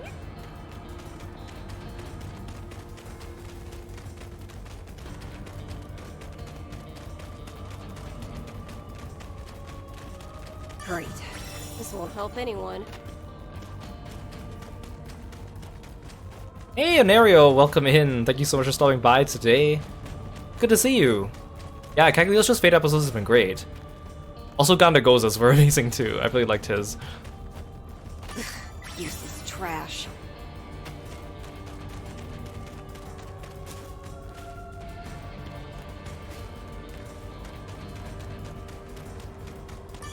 Yay! This'll do the trick.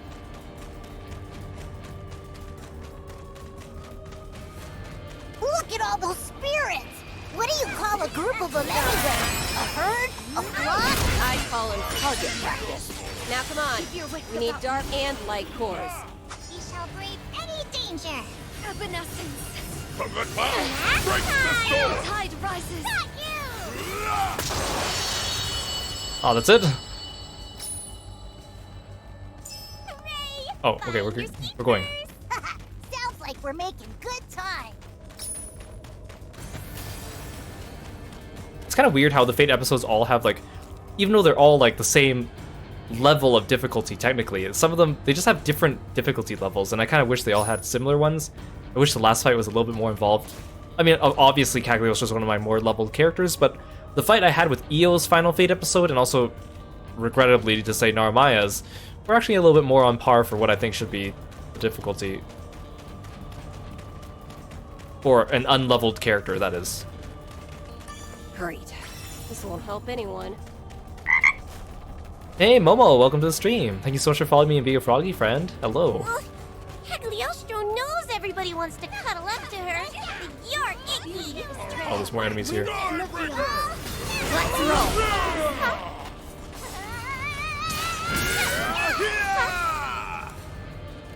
Kiro takes 2 psychic damage every time he says something remotely nice about Narmaya. True.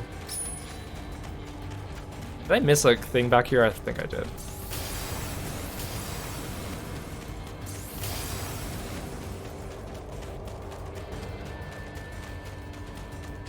Oh, there it is.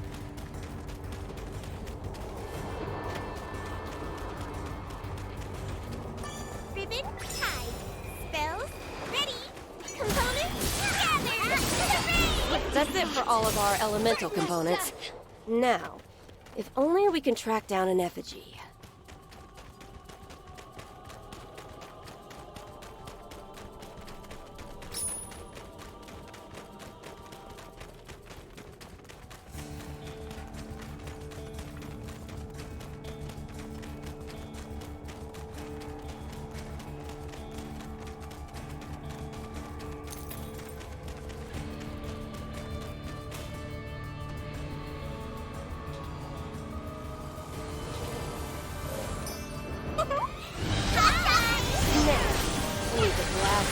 Alchemic dust.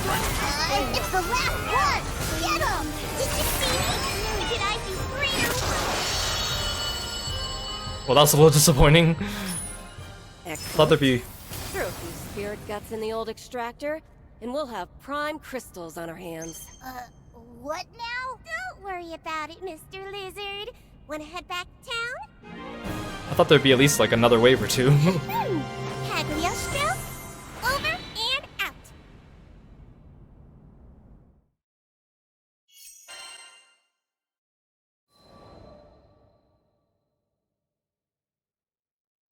When we returned to the studio, Hamel was a flustered whirlwind.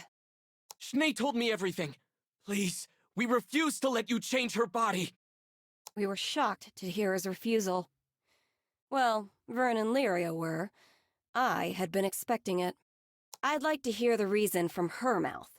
She's the one suffering, after all. What right do you have to speak for her? Yeah, I have the Terminus weapon for Cagliostro, which is one of the 150 gold moon weapons, Zosimos, the Dark Book. He grimaced. I think it's also one of her skins that she can have in Granblue Versus as well. It's also one of the options. Schnee has dreamed of being a successful artist ever since she was small. Even after the fever started, she's put her entire soul into her art. And finally... In his fervent voice, you could hear how long he'd been supporting his sister, praying for her success. And now, after years of hard work, she'd made it.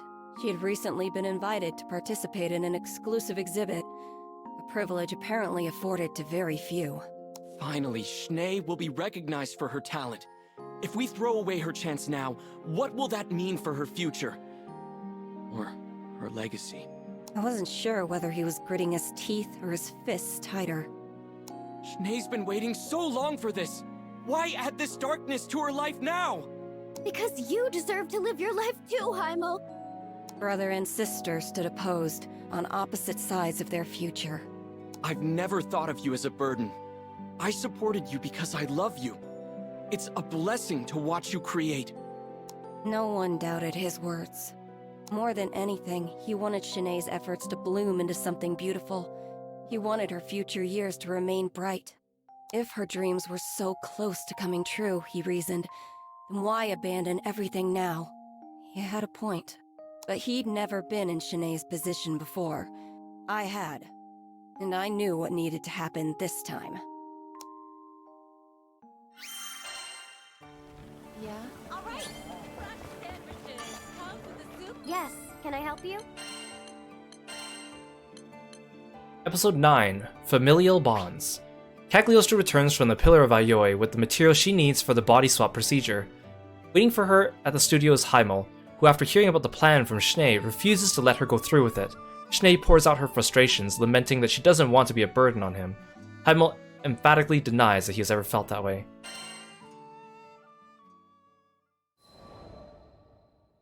Familial Bonds. Shanae's attitude changed after hearing her brother's plea. Cagliostro, forgive me. I was selfish, looking for a quick fix. But now, I know I should face this disease and live my life the way I meant to. Figures. You needed time to process your options. Actually, that was the reason why I asked Heimel about his objections in front of Shanae. She needed to hear his part. We're sorry for wasting your time. We know it wasn't easy to gather all those components for a new body. New body? Doesn't ring a bell. But you said you would give Schnee a new vessel. Right into my trap. Oh! I reached into my pocket and pulled out a bottle of pills and a note, handing them to Schnee. I present to you my genius medicine for slowing the progress of Lycerian fever syndrome. I calculate it's 3 times more effective than the previous tonic. Not hard to manufacture either. I'll give you the recipe. Stop by Ciero's sometime, and she'll help you fill it within 2 to 3 business days. Aw, Cag. Wait, Cagliostro, so why did we go all the way to the Pillar of Aioi? It wasn't obvious? I needed some stronger base reagents to help synthesize the first batch. My crewmates looked at me with irritation. But when you've lived as long as I have, sometimes you need to spice things up with a few pranks. I love her. While we're on the topic, I did a little more research. Experts say that ley lines rebalance themselves after a number of years. Problem is, most people die before it can happen. But with my new prescription, you should be able to make it long enough. No sweat. Cool, she can continue casting in her ley lines. Cagliostro, how can we ever repay you? You are everything to this family. Shanae was so overcome with emotion, she couldn't express her own thanks. I didn't mind her silence, though. Excess sentimentality always spoiled the mood. We had more important topics to discuss anyway.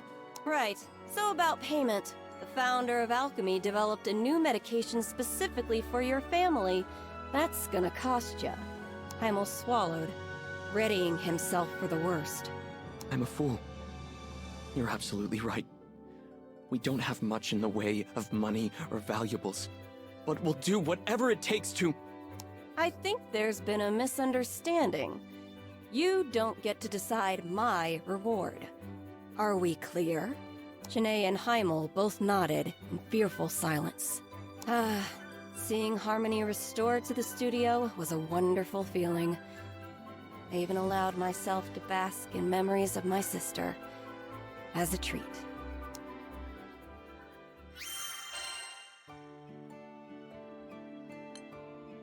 Epilogue. You wish you were as cute as moi.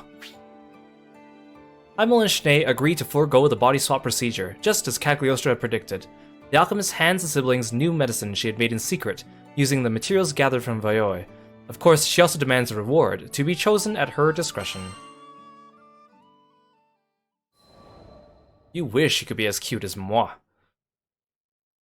Sometime later, I was visiting Ciero's shop in Folca. Cagliostro's just gonna steal Heimel's body. You have my payment from Shanae and Heimel? She always wanted to be a cat boy. Sure do. It's a big one, so take good care of her. From behind the counter, Ciero pulled out a canvas displaying the world's cutest girl. Aw. I want to see this picture too! Why do Goza and Cagliostro get art and I don't get to see it? Clear skin, dewy eyes, and a mischievous smile, all framed by soft golden locks. Utter perfection. Not that I have to explain it to you. But lots of folks have said they'd like to buy this pretty picture. I had to fight off all the amateur art collectors. Of course. Who wouldn't want a portrait of me? Though I was the only one worthy of owning such a masterpiece. I was surprised to hear you knew Lady Shanae. Must be a fancy lady, being a master and all. Wait, master? Indeedy. Youngest artist declared a master in a good long while. She's really made a name for herself in the market. Here, just got this piece in today. I had seen it before. It filled me with a resonant vitality, just as it had in that cozy little studio. But now it was accompanied by a price tag of a whopping 5 million rupees. I think I'll add this one to my collection. In all my years of filling vessels with spirits, I had never procured an object with as much soul as Shanae's painting. I had to have it. Oh, that's such a good line. Are you sure? That's my biggest budget breaker. I laughed. A few million rupees for a miracle? Chump change. Unbeknownst to Ciero Carte, I got away with the steal. Plus, I have so many rupees from slime farming. Oh, that was really good! Freedom calls oil on canvas. Eternal cutie. Oil on canvas. Alright, see you. Let's try it out.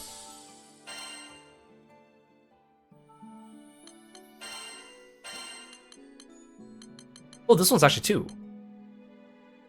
This is an oil painting done by a sickly girl. A faint hint of sunlight breaks through plump black rain clouds. It is like a glimmer of hope piercing the shadow of despair. A young man bathes in the light. He cries at the sky for freedom, his arms spread wide as he pours his heart to the world. Is he happy? Is he sad? He is both. Joy is liberation, sorrow more so. As long as we breathe, we cannot truly relieve ourselves of obstacles, for one barrier obscures another. And yet the boy continues to bellow for freedom, as if his cries could burst out of the painting and transfer his thirst for life to the observer. Eternal Cutie, oil on canvas. This is a one-of-a-kind portrait of a young girl. She smiles quietly in the early afternoon sun, her golden locks riding the wind. Such innocence, such grace, such charm, poise, and elegance. This piece depicts a figure of otherworldly refinement. But where does she gaze? What memory is she reliving to elicit this joy? Such beauty is only possible in the realm of imagination.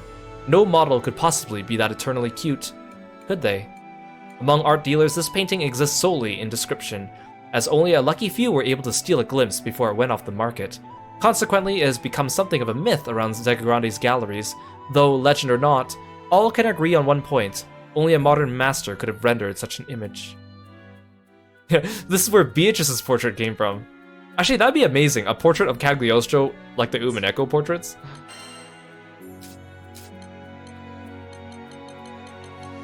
And the Syrian fever syndrome.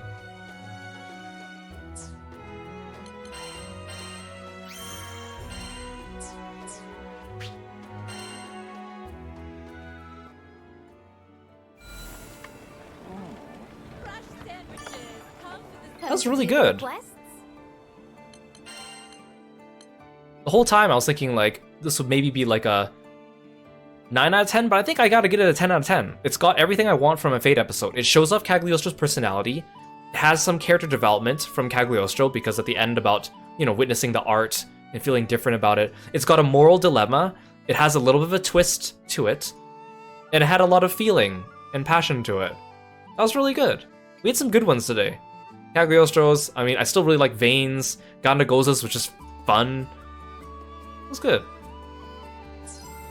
So the only ones we have left are Zeta, Vasaraga, and Yodara, and then we're done with the Fate episodes for this game, and probably taking a break from streaming it by then.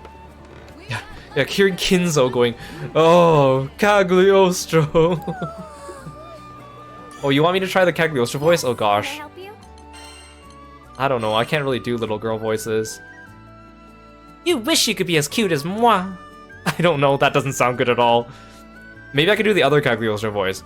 You wish you could be as cute as moi. Have a nice day. That was good, that was good. We had some really good ones today. So tomorrow we are playing Lethal Company again with Kieran, Onerio, and Nansu. It's going to be really fun. I'm really looking forward to it. We always have a great time together.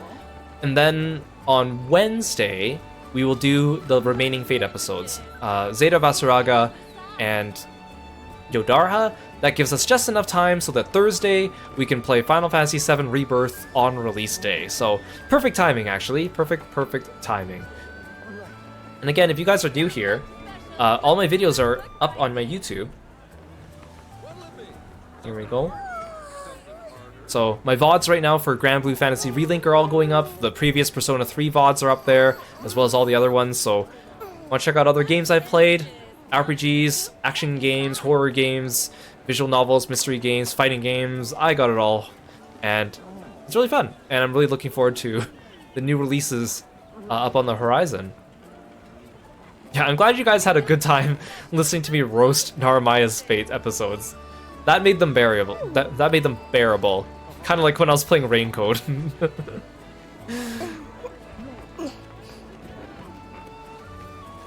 Let's find someone to raid. Oh, Lily's streaming. Good. She's playing a rhythm game.